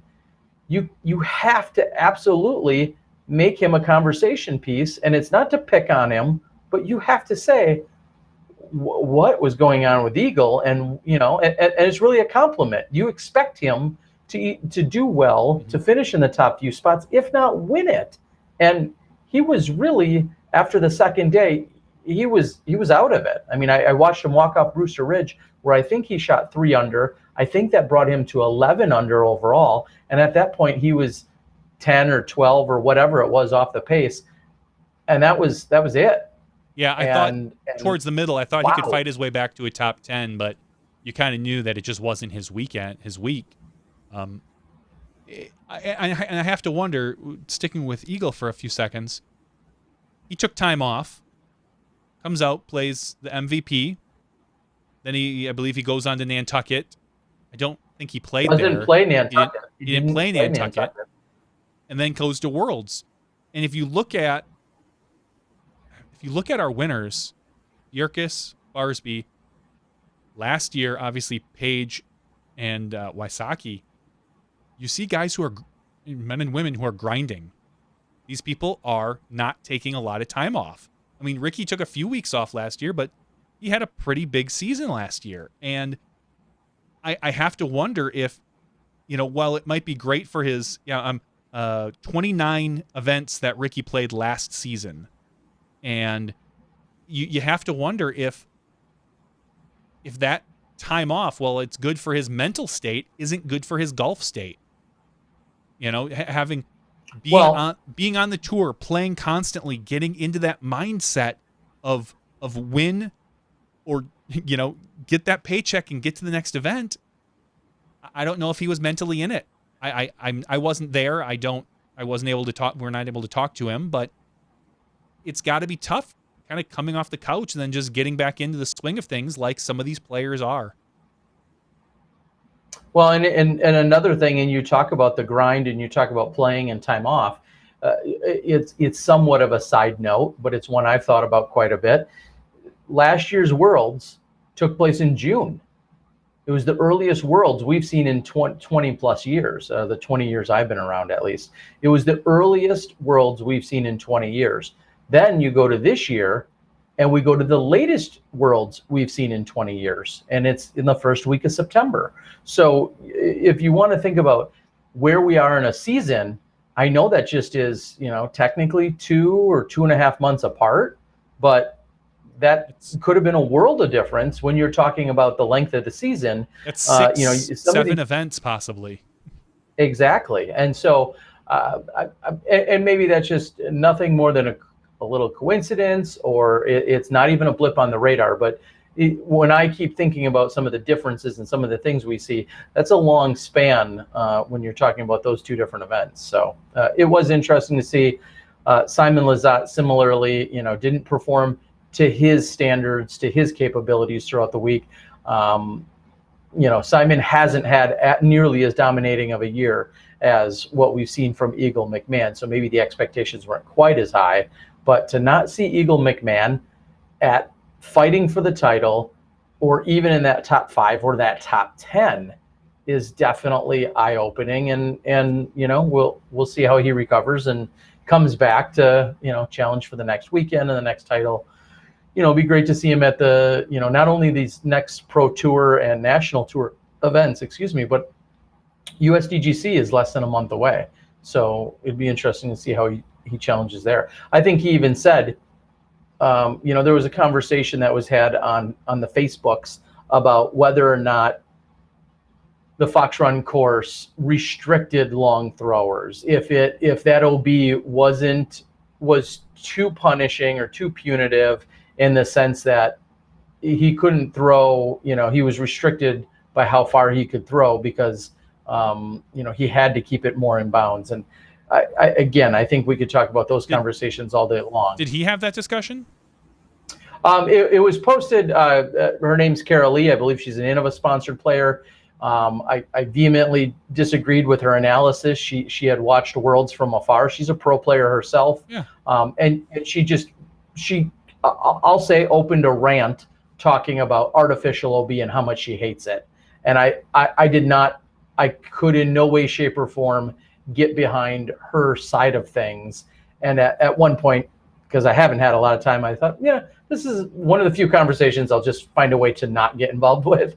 But I did read the initial post, and Eagle posted a response to it. And now I do feel obligated to find his response because I thought it was really well put and thoughtful. Mm-hmm. How he did reply to it. But just the term artificial OB in use of the white stakes, I think that's a stupid argument. I just do. If you say the only time you should have OB is if it's natural and it should be because of a lake or a stream or a parking lot or a road, as others said, you're going to make some courses incredibly boring and just crush fest as to going out there and throwing it as hard as you want. That's the way Fox Run would be. It'd be a pretty, it wouldn't be challenging nearly at all compared to what it is.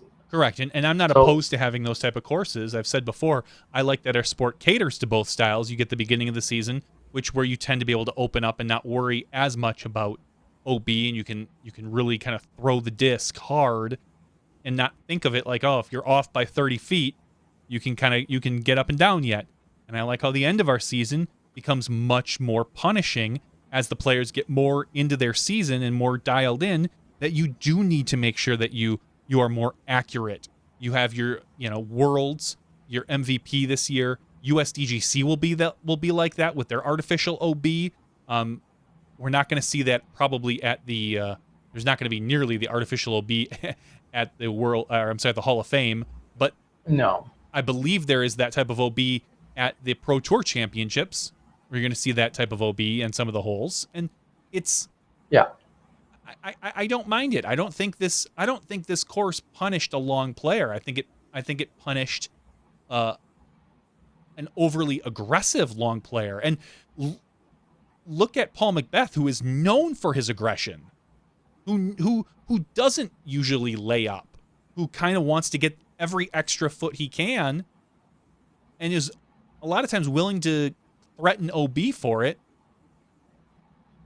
He took second.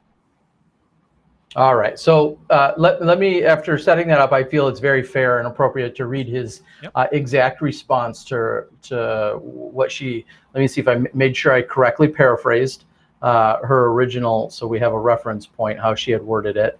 Watching the World Championship, she was conflicted that they had so much out of bounds and felt almost all of the holes there was too much on almost all of the holes on an open course.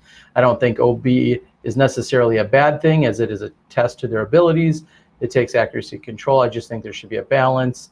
Saying she didn't really care for it. And then, like I said, I thought Eagle's response was pretty good. He said, there should be a good balance. Fox Run is a fair course for the most part, but it does feel very restricted off the tee. There were virtually no benefit for any long throwers to show their prowess aside from 1 to 3 holes, which didn't even require it anyway. I don't know the correct ratios, but from my experience, the courses I enjoy the most with artificial B are the Beast, Winthrop Gold, Yarva, and the Emporia Country Club, all of which are very demanding and force you to play golf shots, but also have the opportunity to attack. It's tricky because everyone has a different opinion, but for the record, I am for artificial OB, but it just needs to be well thought out. I thought that was a very, very, I very much agree. It's a very diplomatic statement, and it's very well put, and I think he's right. And it does come down to some personal opinion. You may not, and everybody thinks of it differently. You may not like the OB at we'll say Winthrop. You might think it's too punishing, it's too tight. You very rarely do you get to, I think other than hole 5, there's not a lot of places where you can really unload your a throw. If you think of Winthrop, like, where are you really laying down a crush without any sort of worry? Well, and I think that's always obviously relative. I mean, correct. Eagle's crush versus my crush. I could crush out there all day.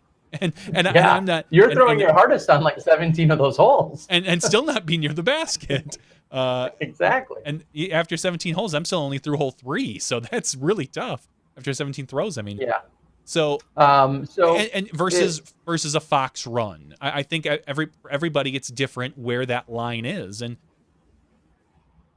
I don't know. Like it does come down to personal preference, and if you go into a course and you don't agree with the course or how it's laid out, I think you're starting with one strike already, because there is something in the back of your head that is absolutely that is festering, and it might cause you to have, as Paige said, you have a good attitude, you're going to play well. If you come into a course and like, I don't like this course, I don't love this hole, I don't like the OB on this hole, or something along those lines, right away that those negative thoughts are going to creep in, and they're probably going to hurt your game.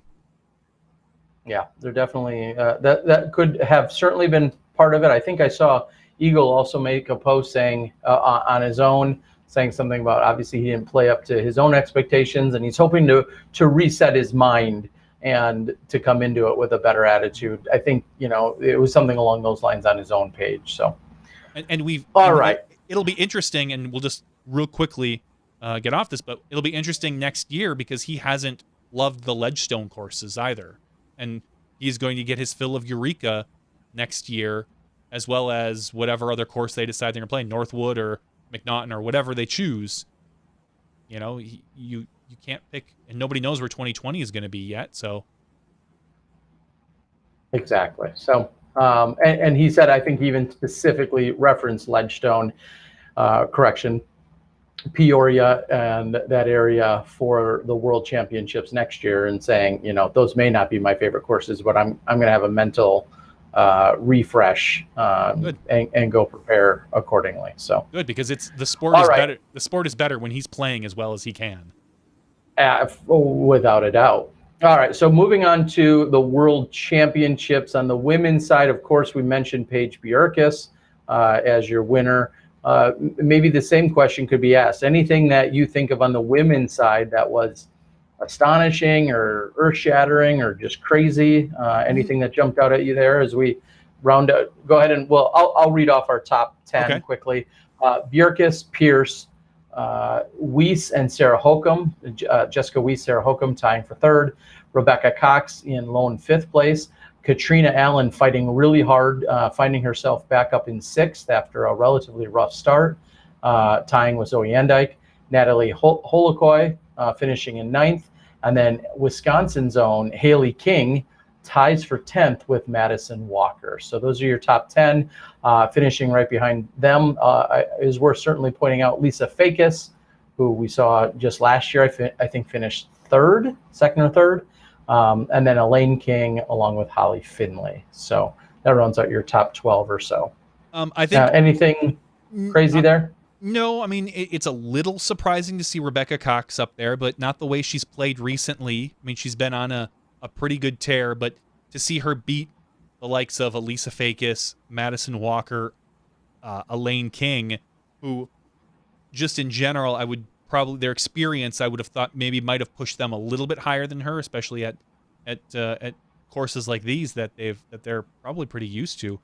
Other than that, no. I mean, Rebecca is kind of the name that at the beginning of the year you would not have picked her for a top 5, maybe even not a top 10 at Worlds.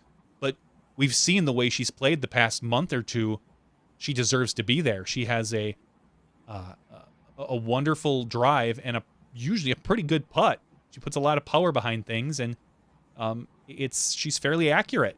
She likes to play the wooded courses, and it was fun to watch her play this, being on the lead card for those 3 rounds that we got to see her live. So other than that, not really. Like I said, I'm looking at these names, and you might have said at the beginning of the year Lisa Fakis might have been a little higher up. You kind of would have the way she performed at Worlds last year and the way she had been playing on tour quite a bit. She was probably a pick for top 5, and I would say she's probably a little disappointed in 12th this year. But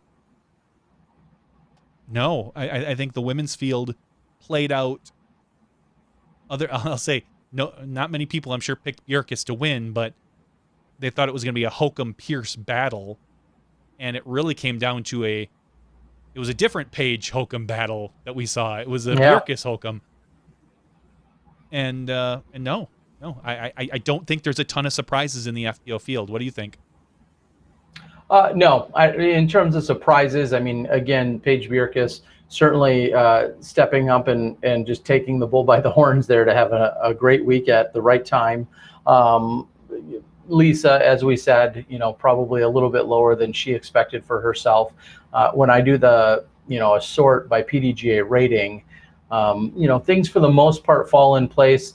Madison Walker, maybe a spot or two below where she would have liked to. Nicole Bradley also, if you're going just straight by ratings, but a lot of those ratings are very, very tight. Once you get past the top 3 or 4 women, there are, 10 or 12 women that are all within literally a point or two. which means less than a stroke, every 10 rounds or so. So, nothing too crazy there. Solid field though, of course. We're looking at 49 women. I'm not sure if that was a record or not, but if not, had to be close to one. 49 women competing when it was all said and done is pretty awesome. So congratulations, obviously to Bjerkaas, but just a tremendous women's field in general. It was great to see. I was going to look at the men's field and see if there was, when you sort by PDGA rating, which you can do by simply clicking on the rating name when you go to the PDGA website and you click on the sort there. The two that jump off the page at you are Eagle McMahon, third highest rated player there, finishes in 39th. The fourth highest rated player at the tournament is Simon Lizotte, finishing in 25th. So, yeah. And then next would be Nate Sexton, who's, arguably the 7th or 8th highest rated player, finishes in 21st place. So maybe not, for some of those guys, not the what you would have necessarily expected. I think another shocker would have been that you see Jeremy Colling having a pretty rough go at it as well. I think he's had a few struggles this year. Yeah, his year in general, I think he would, for the most part, I think, other than Waco, or was it Idlewild? It was Waco. Other than Waco, I think he would just like to, so far, better forget this year, as far as golf goes. Yeah. I fully expect him next year to be more on point and probably performing way up towards the top 10, where I think he feels he deserves to be. But then I'll say he may feel he deserves to be there, but we've got so many players now that all feel like they should be in a top 10. We've got 30 players that you could pick easily as a top 10 player every single week. So these guys that I think for a couple of years were stalwarts up there are now going to start finding themselves creeping down the field into your 15th and your 20th place. And it's going to be an interesting, I'd say that in the next 3 years are going to be very interesting to watch in our MPO, the top of our MPO sport. Well, a couple of quick shout outs as well as some also would say Matty O making that last round or two, his really strong charge, of course, at the championship. So Matty O with a great performance out there. And then you have to say Josh Anthon right there. I mean, and when you look at the numbers and you see Josh has now finished second at a world, or tied or second at a world championships 4 or 5 times. And now Paul Macbeth, you follow that right up if you want to go with stats and say, now we're looking at 7 straight years of Paul Macbeth finishing either first or second at a world championships. And yes, obviously he has 4 of them to his name, but to know that in the last 3, he's found himself in second place says a lot about when he brings his A game and how important the world championships obviously is to him. So you have to say that as well. So pretty incredible, crazy week. I don't want to call it, well, I'll call it drama, a little confusion, a little frustration that some may have alluded to. It sounds like there was some confusion when Anthony Barella had gone out. I'm going to totally switch gears to mini golf because that's what we all came here for. But Anthony Barella had started the week, I believe way back on Sunday or Monday, and he did the mini golf, which is a fun event to do at the World Championships. You pay probably, it's either $10 or $20 that you pay towards it. There's a payout for it. It's not rated, but it is listed on the PDGA. And Anthony Barella had, from the story I read, was he had waited around trying to find a group of people to play with, but the group did not, no other people showed up. I don't know if he was first, I think, or very early in the day, but no other people had showed up. And I guess there was somewhat of a compromise made, said, oh, well, it'll be filmed, and the person that's filming will walk along with you. And so Anthony Barella went out and played. The confusion sets in as to whether Anthony was informed or not as to if he could perform any form of a run-up. And when playing by the Mini Disc Golf Federation rules, you're not allowed any run-up with mini golf. But he's clearly seen, some had said 8 times within the video, as performing a run-up during the 18-hole round. Well, go figure, these alleged rules infractions were then filmed and then publicized and put out there. So I don't want to call it the ultimate backfire, but Anthony goes on, he shoots the hottest round, I think by 2 strokes, and immediately when the video surfaced, some others that were competing had said, wait a minute, he's running up. A, why is he playing alone, which seems like that was clearly explained, but B, he's running up. That was against rules.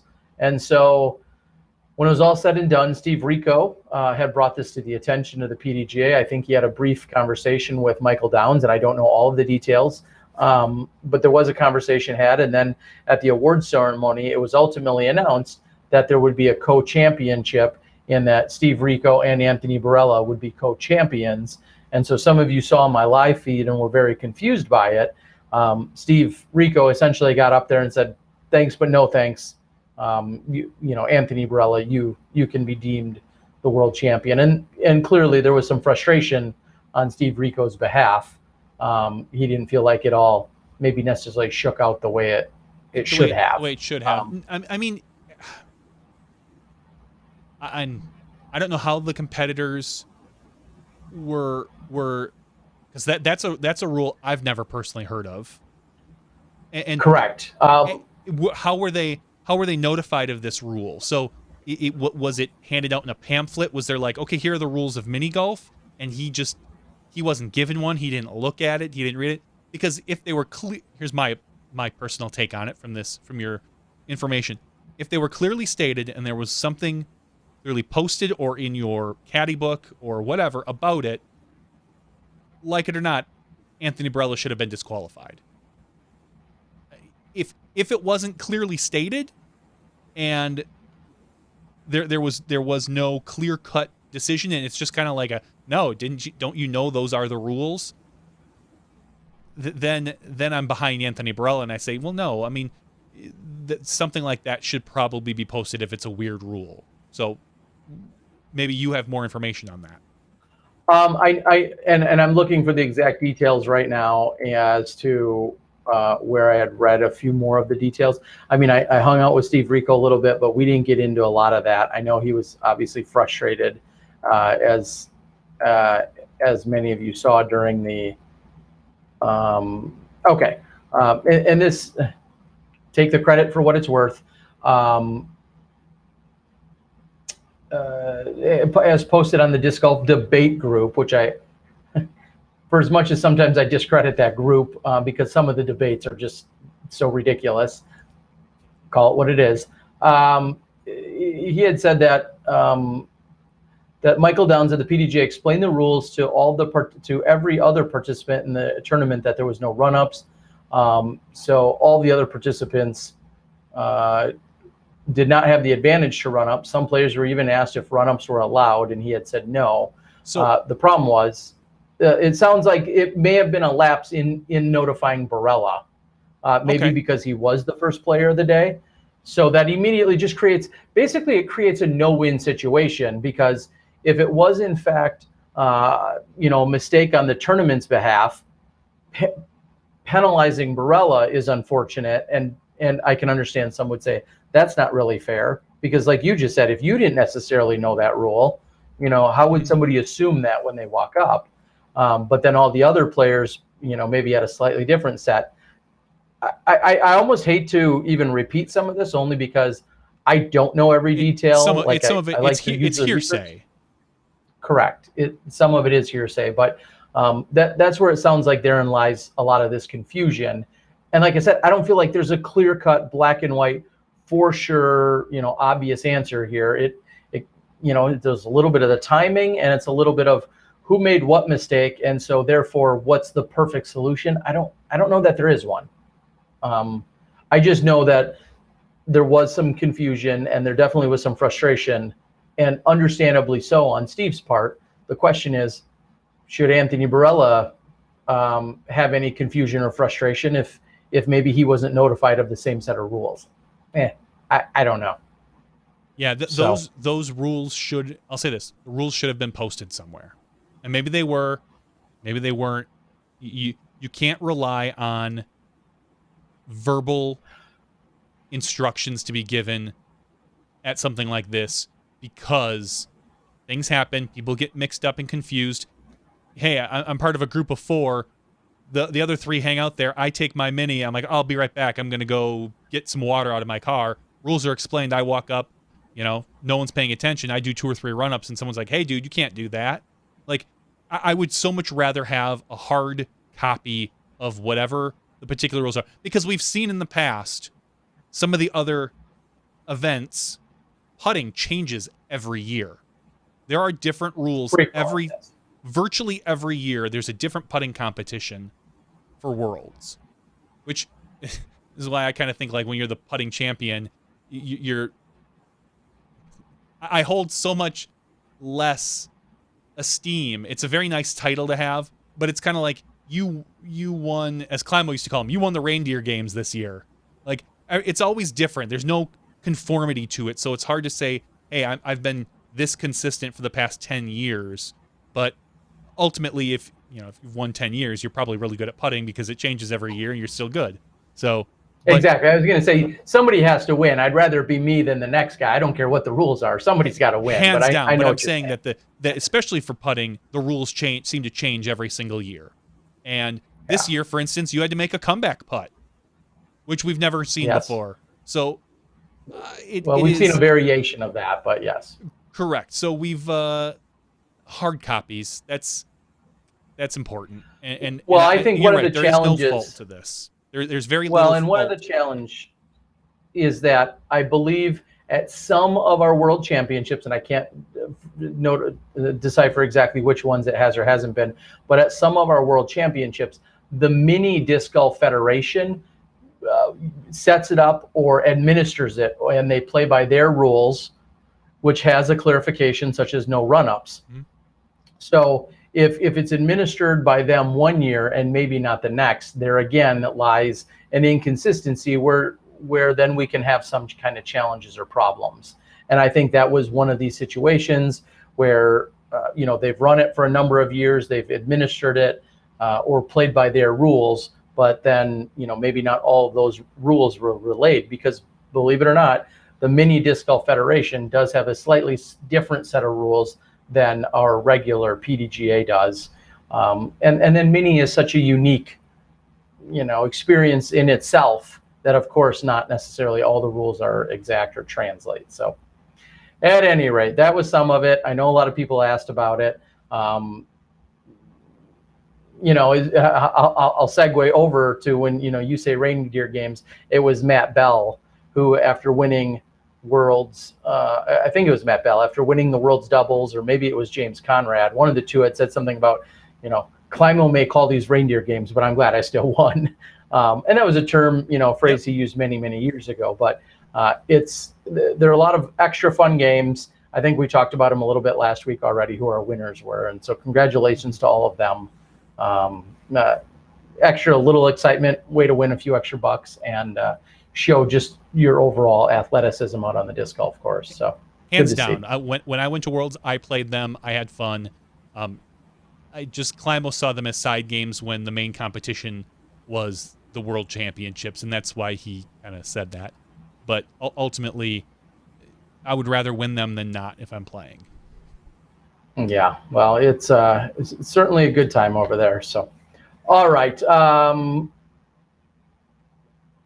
I think we've covered most of the real or the serious topics. Of course, one of the things that lingers possibly is the fact that we've got some massive giveaways, or giveaway announcements, maybe is a better way to word that. But we hope that everyone enjoyed the opportunity to do the super chat. I mean, we view it, 2 or 3-fold. One, it's a way for you to win stuff, potentially win stuff. But 2, it's a way for you to, in addition to the chance to win stuff, just show some support for what we're doing. And for that, we very much appreciate it. We haven't really put a lot of stuff directly on our SmashBoxxTV channel this year. We're usually kind of the backbone to the Disc Golf Pro Tour channel. And we know that Steve Dodge and the Pro Tour have done a few things to provide that opportunity. And we just kind of wanted to take it a slightly different direction.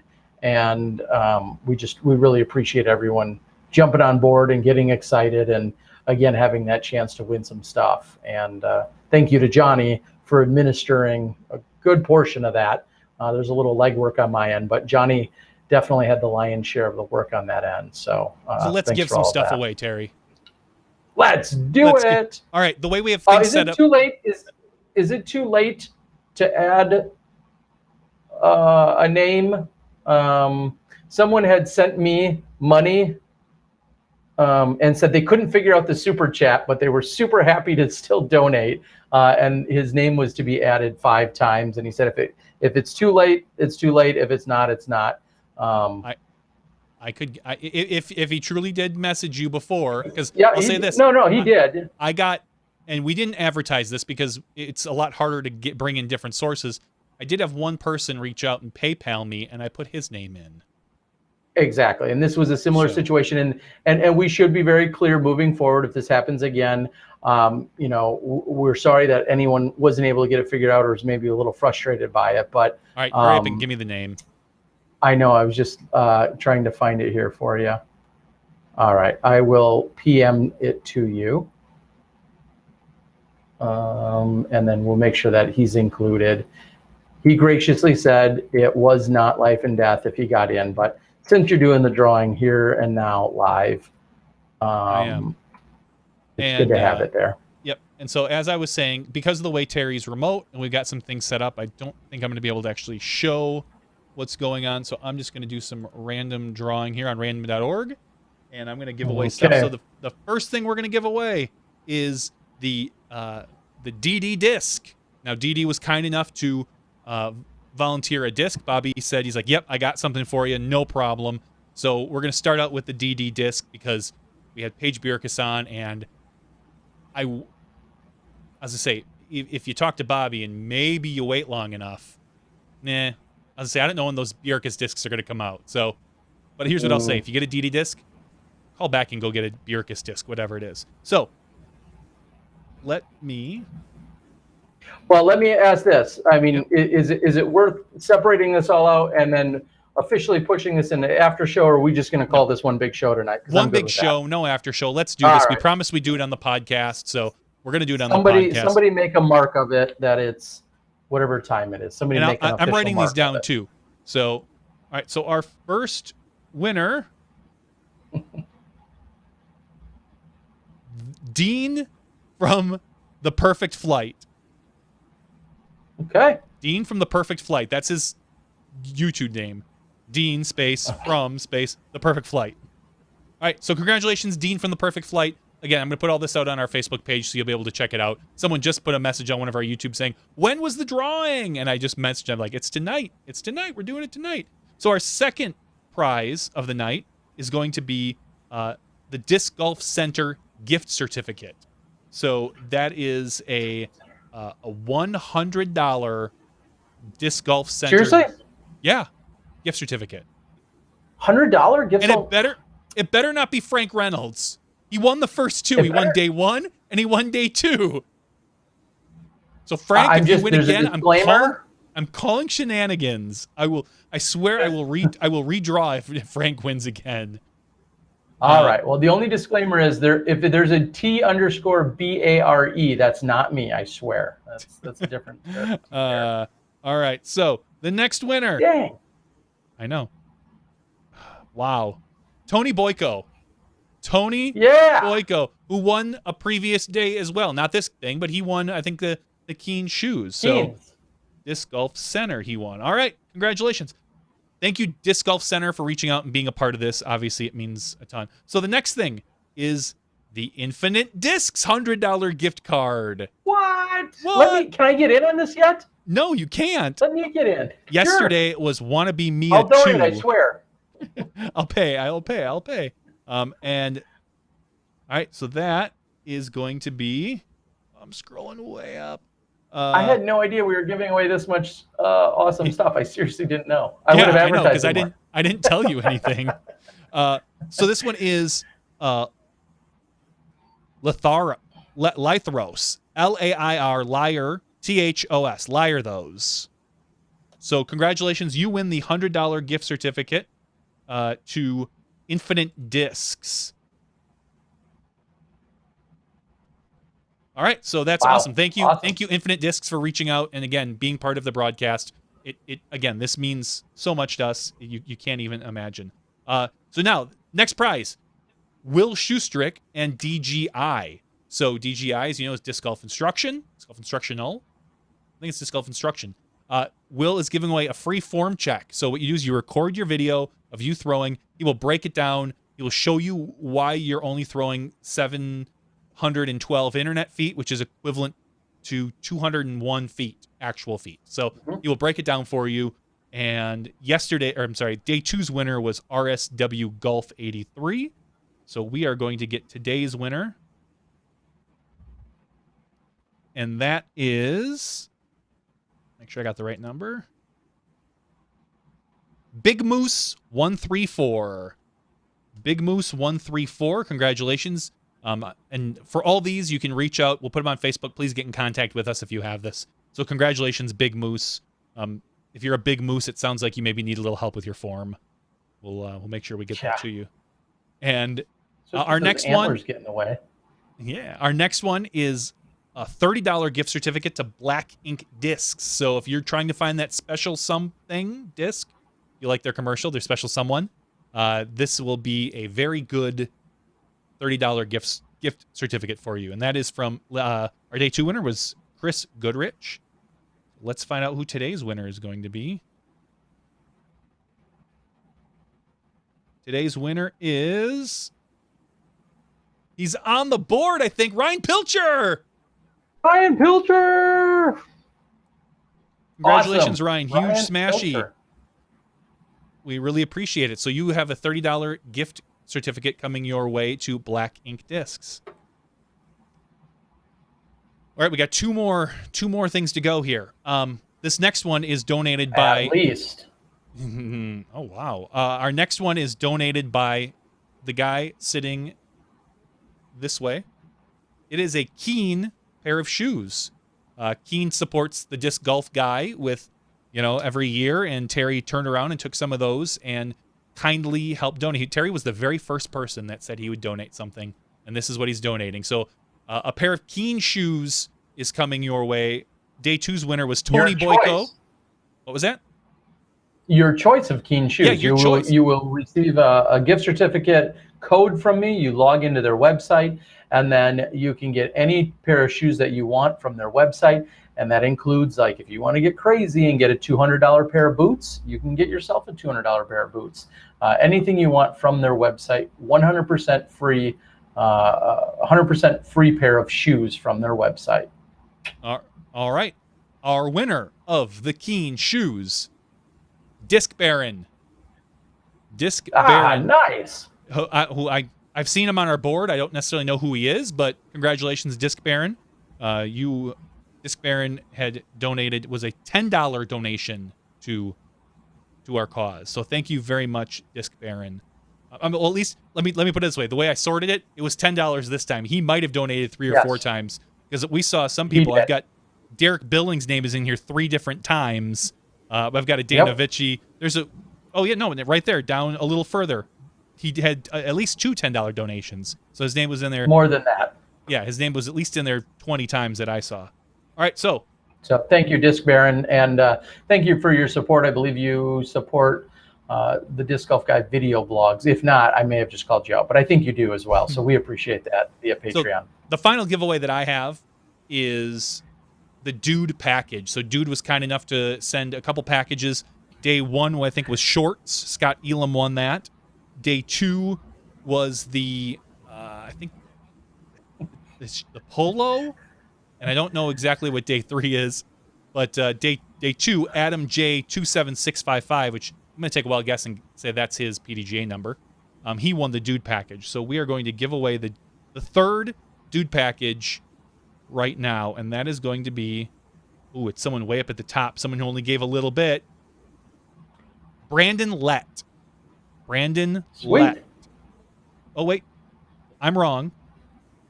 Wrong line. Ouch. Super Coup 23. Ouch. I'm sorry, Brandon. Ouch, you're going to get a message for that one. I'm sorry, Brandon Lett. You were one number down, and I'm sorry. I'm glad I checked that before I put it down there. Yes. So Supercoo 23, SUPERCOO 23 is the Keen winner. There's a Keen package. It usually comes with one of the bags, a sticker.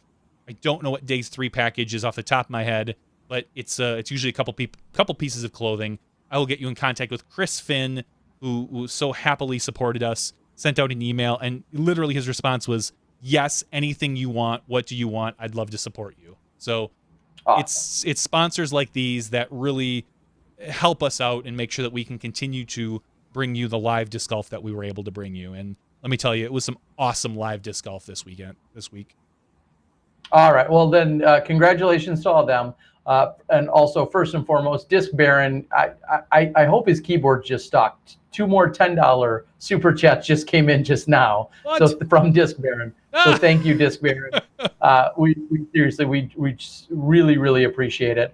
And Johnny, I know you're not on the disc golf raffle pages, but when you F up like you just did, no, I know, but when you F up like you just did, it's always on the person to either eat it or give some kind of reward. So Brandon, I have a special Worlds disc, a custom PDGA 2018 Worlds disc. Johnny, make a note of it, please, on your little chart.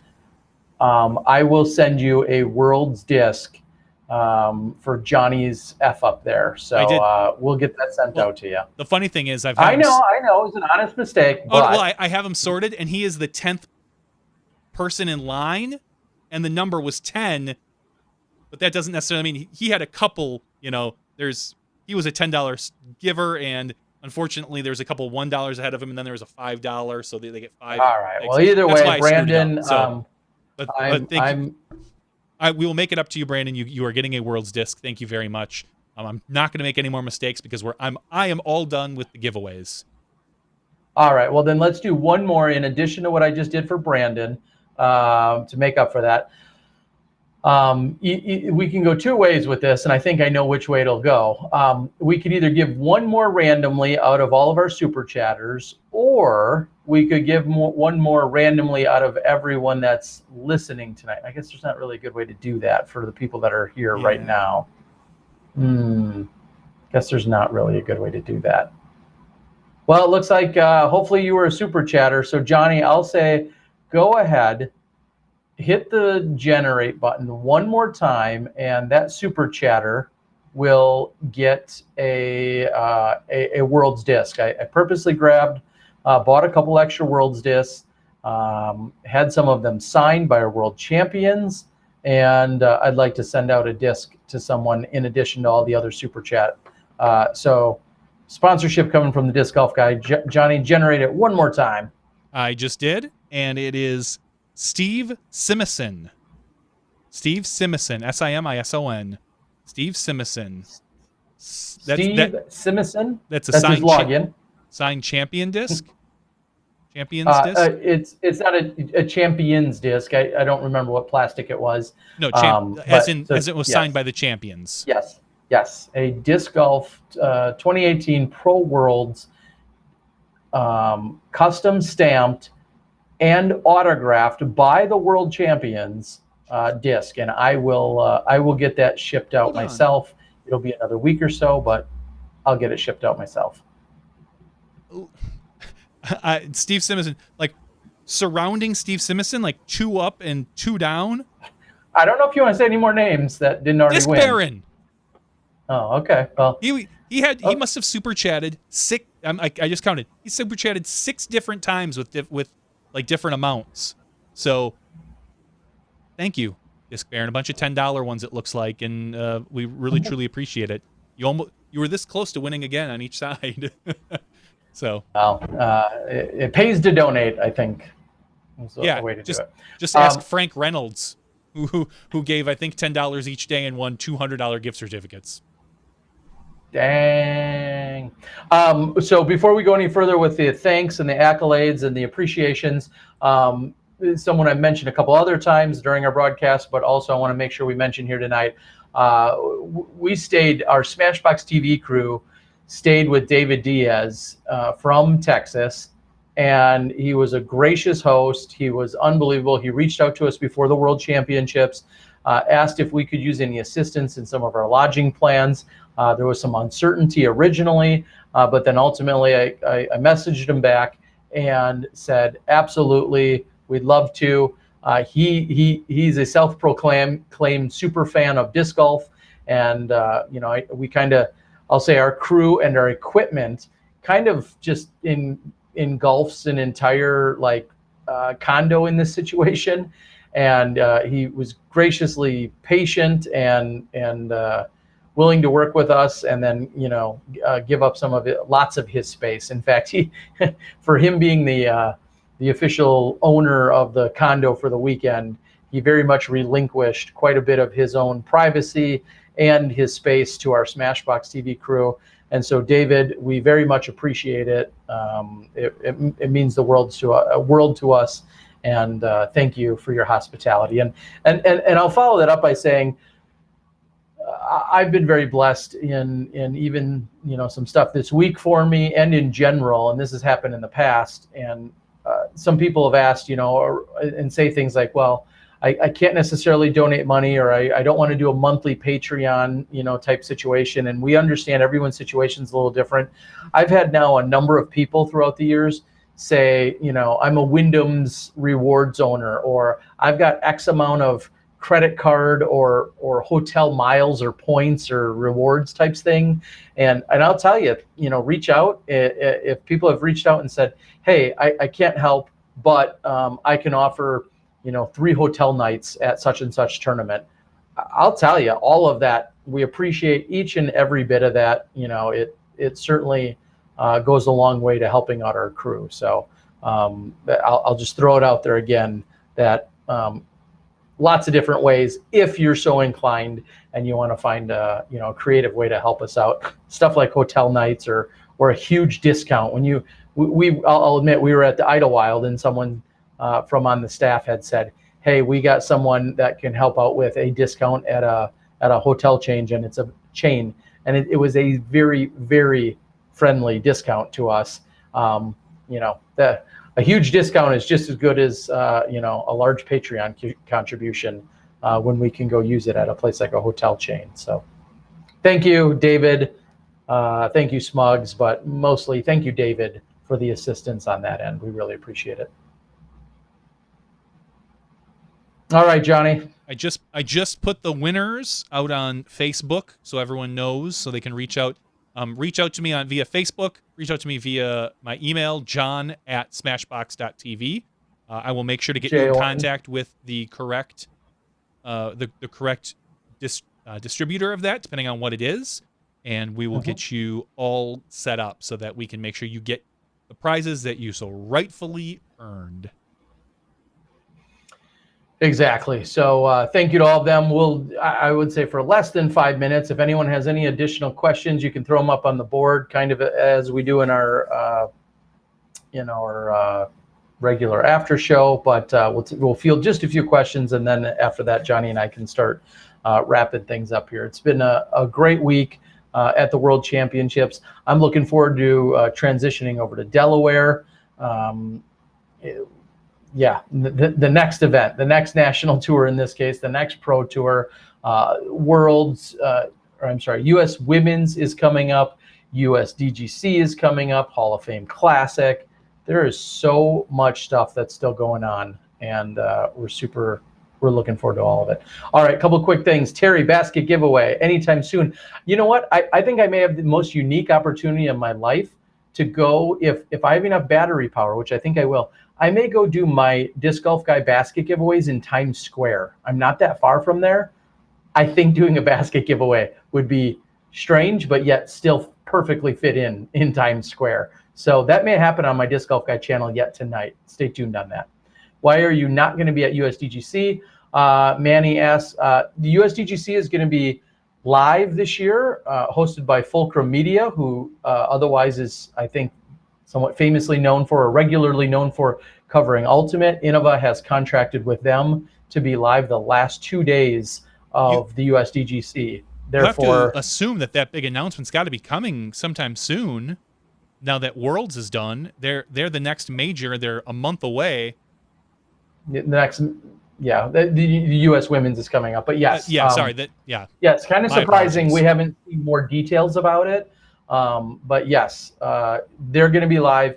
As far as I know of, I don't have any positioning or place at the U.S. DGC this year, unless somebody hasn't told me something that I don't know about, which wouldn't be uncommon. But as far as I know, I'm guessing I won't be there. Oh yes, there was a funny story about I guess if you believe in karma and all that other stuff, which I know plenty of people do. To quickly browse over a story, I believe there is a gentleman who frequently retrieves discs in Florida over at the Clearwater course or courses, and then I've heard he does not necessarily go out of his way or put forth a real effort to return those discs to their owners. It doesn't sound like that's not his first initiative. It's just to possibly sell them.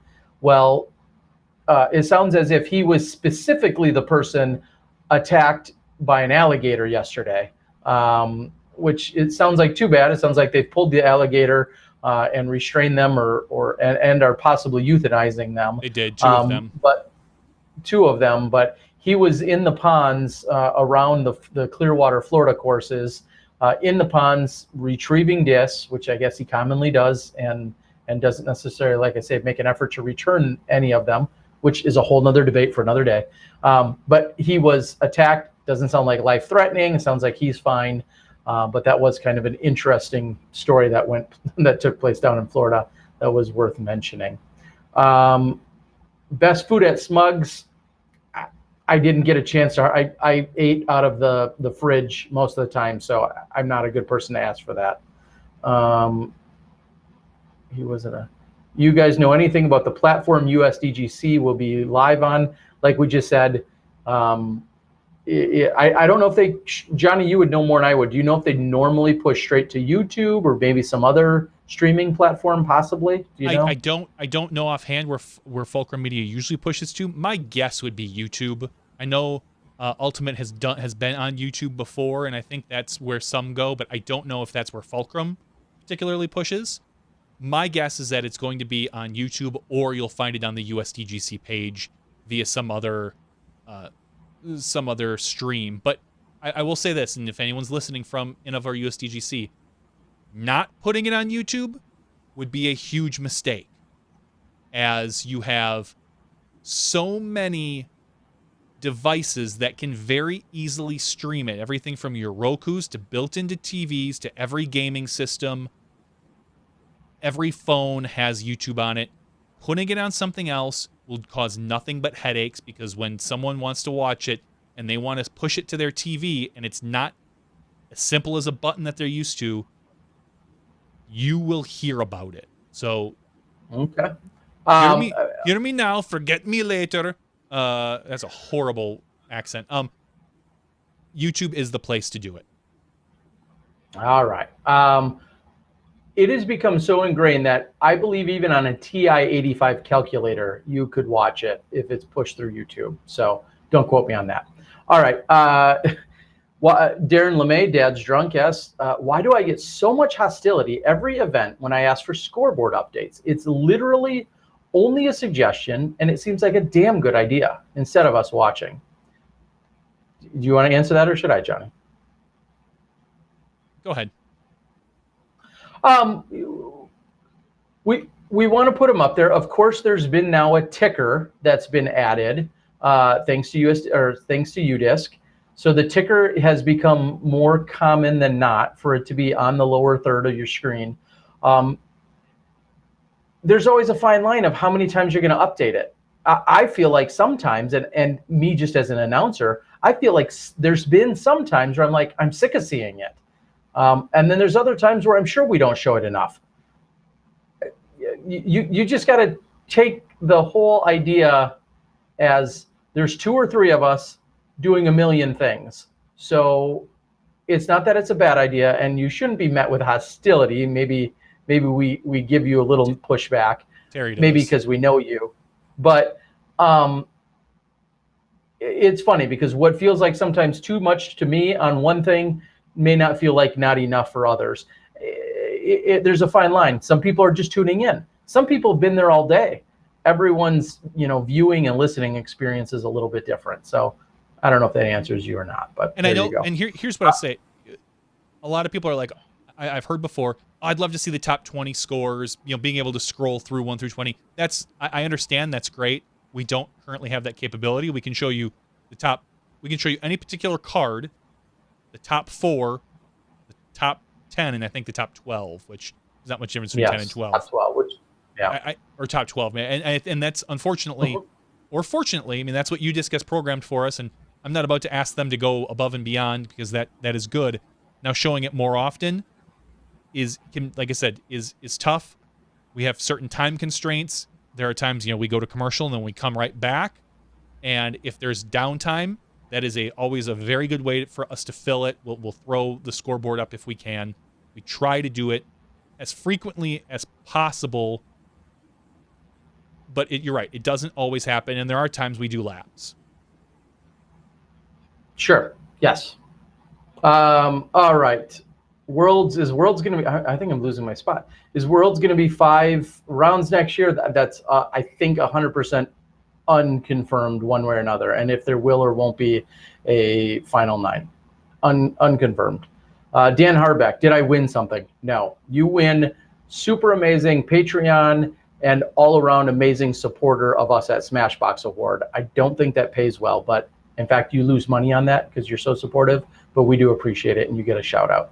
If you need a garage door anywhere in the southern Wisconsin or northern Illinois area, Dan Harbeck is your guy. Oh, a couple real quick. Been in quick. business for 60 as I years, see him on there. 100 years. A couple other thanks. Thanks to Disc Golf Nerd for providing some cut downs of some disc reviews that he did. Yep. We played those on the broadcast a couple times. I really appreciate it. It's great filler, better than commercials, better than just staring or watching Terry and Robert or Terry and Hannah just talk. Give you scores. We'd rather have those give you scores. So thank you very much, and obviously thank you to UDisc, and thank you to Danny Lindell, who went ahead and made 6 different little DD promotions, but also just talked about rules of the game and headwind and sidewind and tailwind and throwing little helpful snippets for us to show on the broadcast. And I guess it's thankful I didn't have to use them as much as I wanted to use them because I tried to limit it. But on the other hand, I was so glad to have them when I needed them. All right. Another scrolling down. I don't know anything about the Dean's Cup, and I'll go ahead and follow it up and say, with me likely not being in attendance at USDGC, that doesn't mean I don't care, but I'm usually less in the loop than for some of those types of things if I'm not planning on being there. But I will say I don't know anything about the Dean's Cup or where the priorities are with that. I'll follow it up and say along with the USDGC doubles that has frequently taken place just before the event. I couldn't tell you if that's happening. I would say check out usdgc.com for all details or reach out to Jonathan Poole. All right. Who are the commentators? No idea for USDGC. I'm not even going to take a guess at this point. Hopefully they announce some of that soon. Come on, take a guess. I have started to hear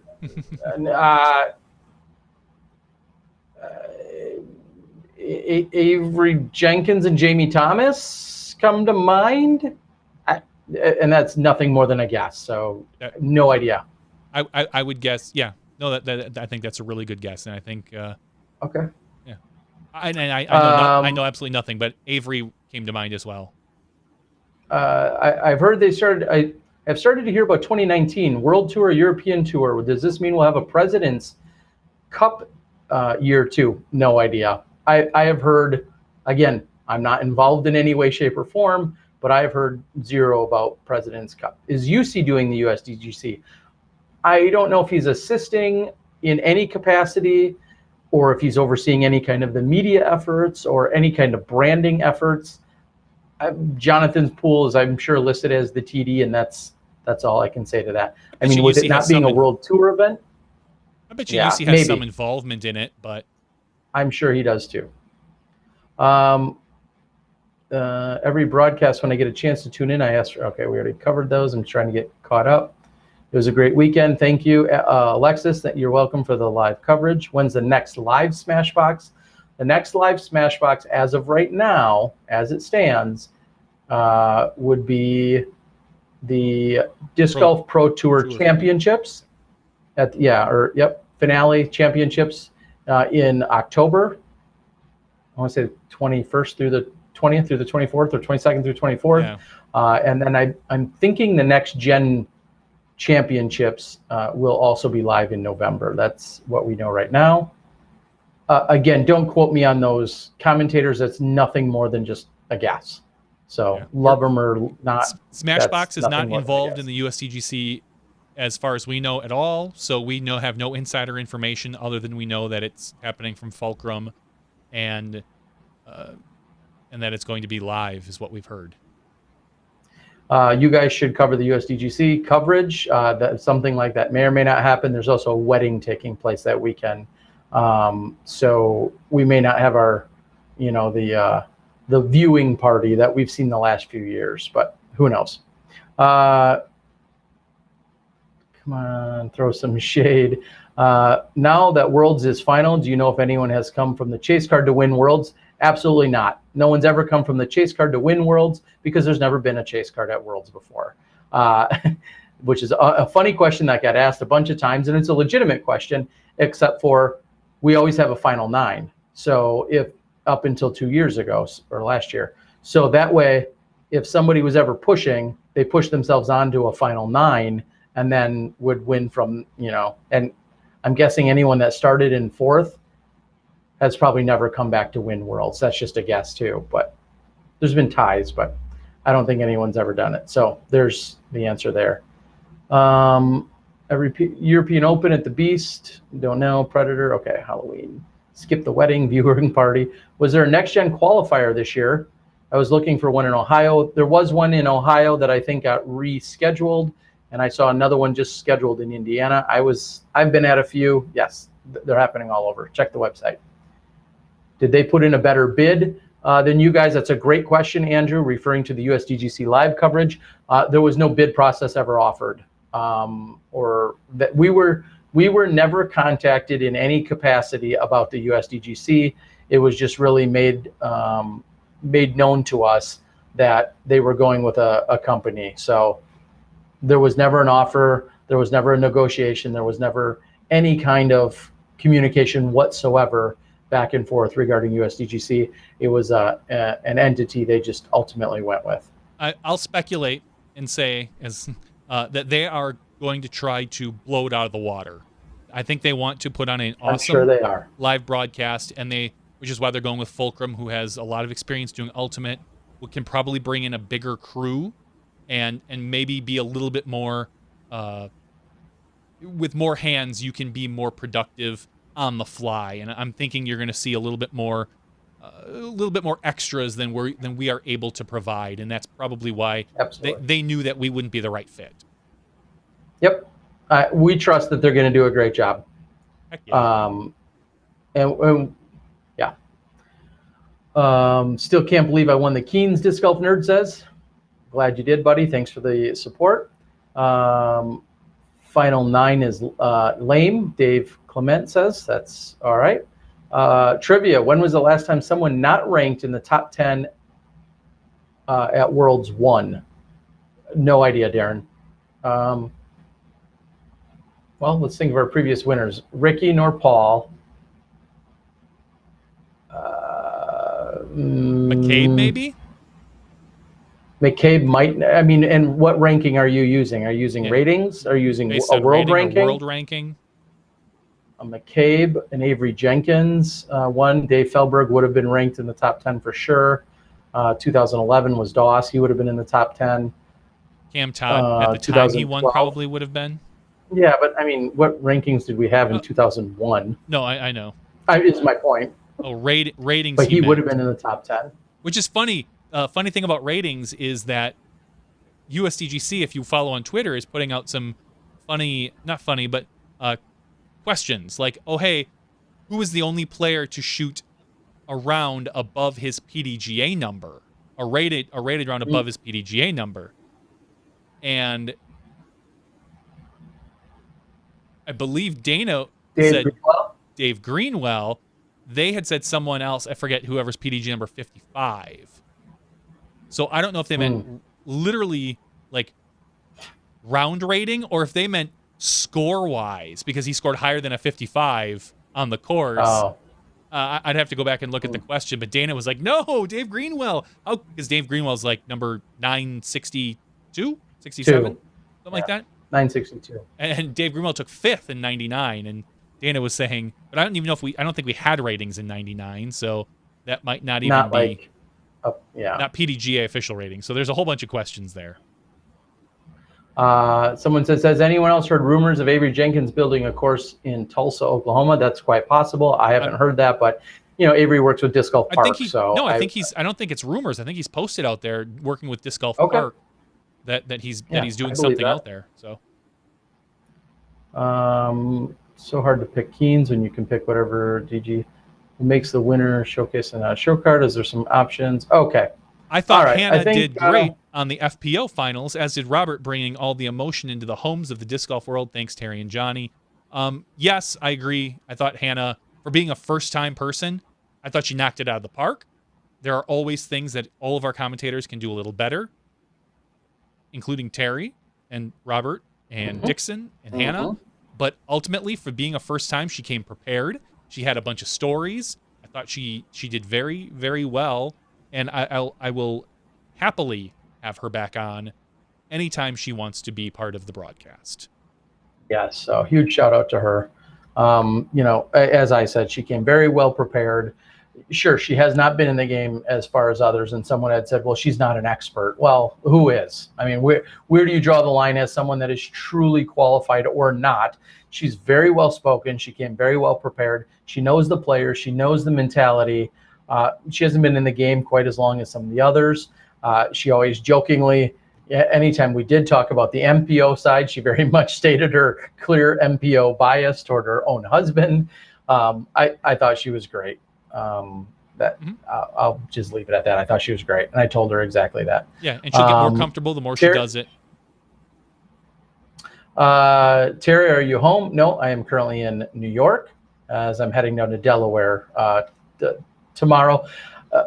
I'll real quickly. I'll say my day got extended from here today, which was unexpected. However, I found out that B&H Photo and Video was closed yesterday and today.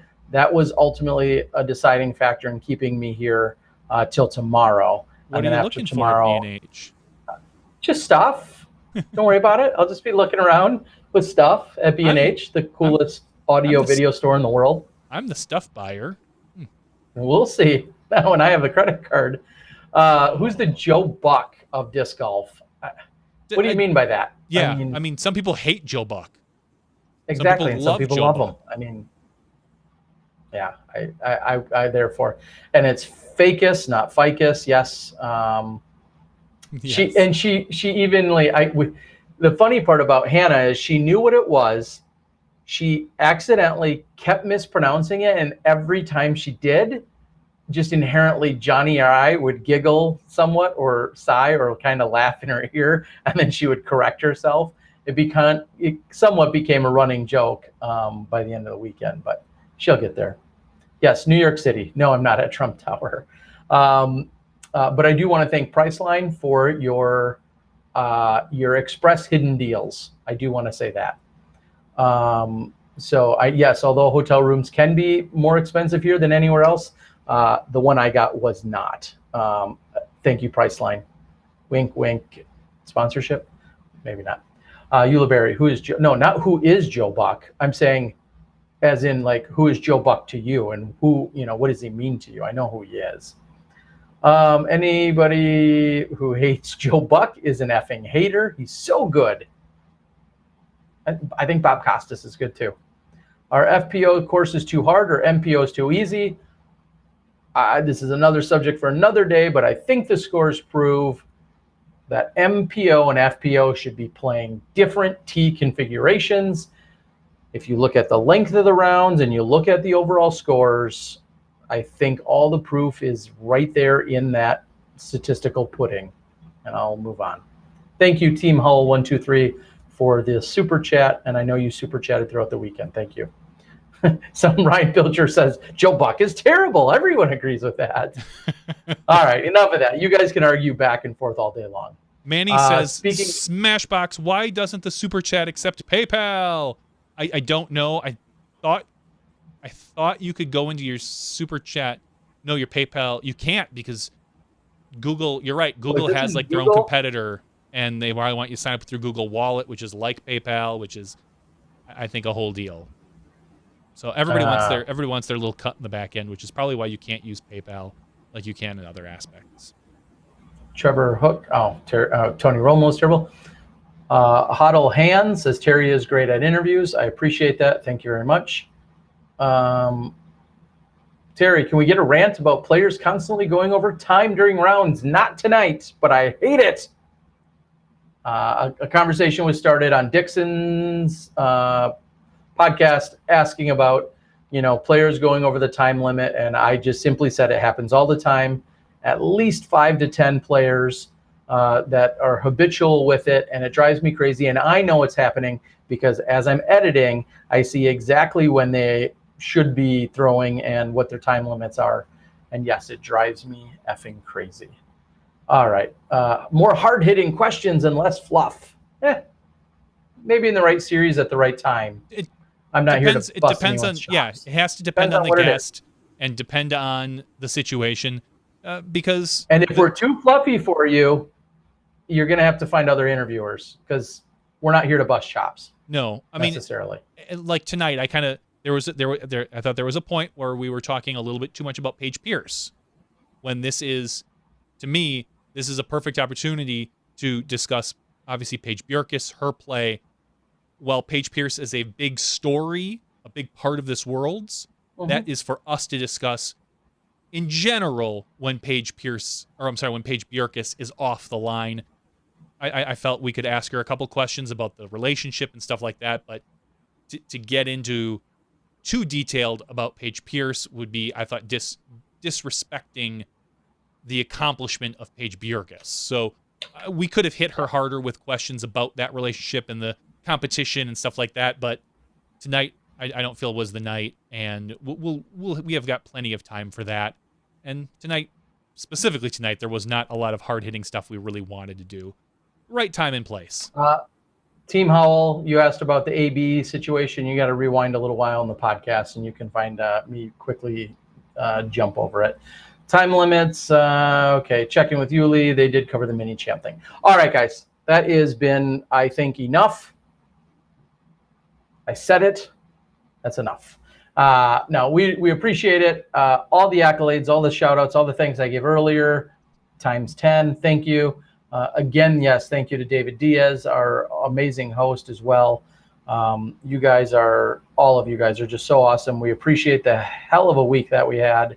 And, congratulations to all the world's competitors, all the champions of the various games, to Smuggler's Notch. Congrats to everyone that pulled off a truly amazing event, including the PDGA, who was, such a backbone to everything that took place at the Worlds. So, all right, Johnny, I'm going to close it out. I want to say thank you to Johnny V for doing some hard work back there in Milwaukee, him and the rest of the crew. I want to thank our on-site crew that did so much to bring you the World Championships. And we have to thank all of our viewers.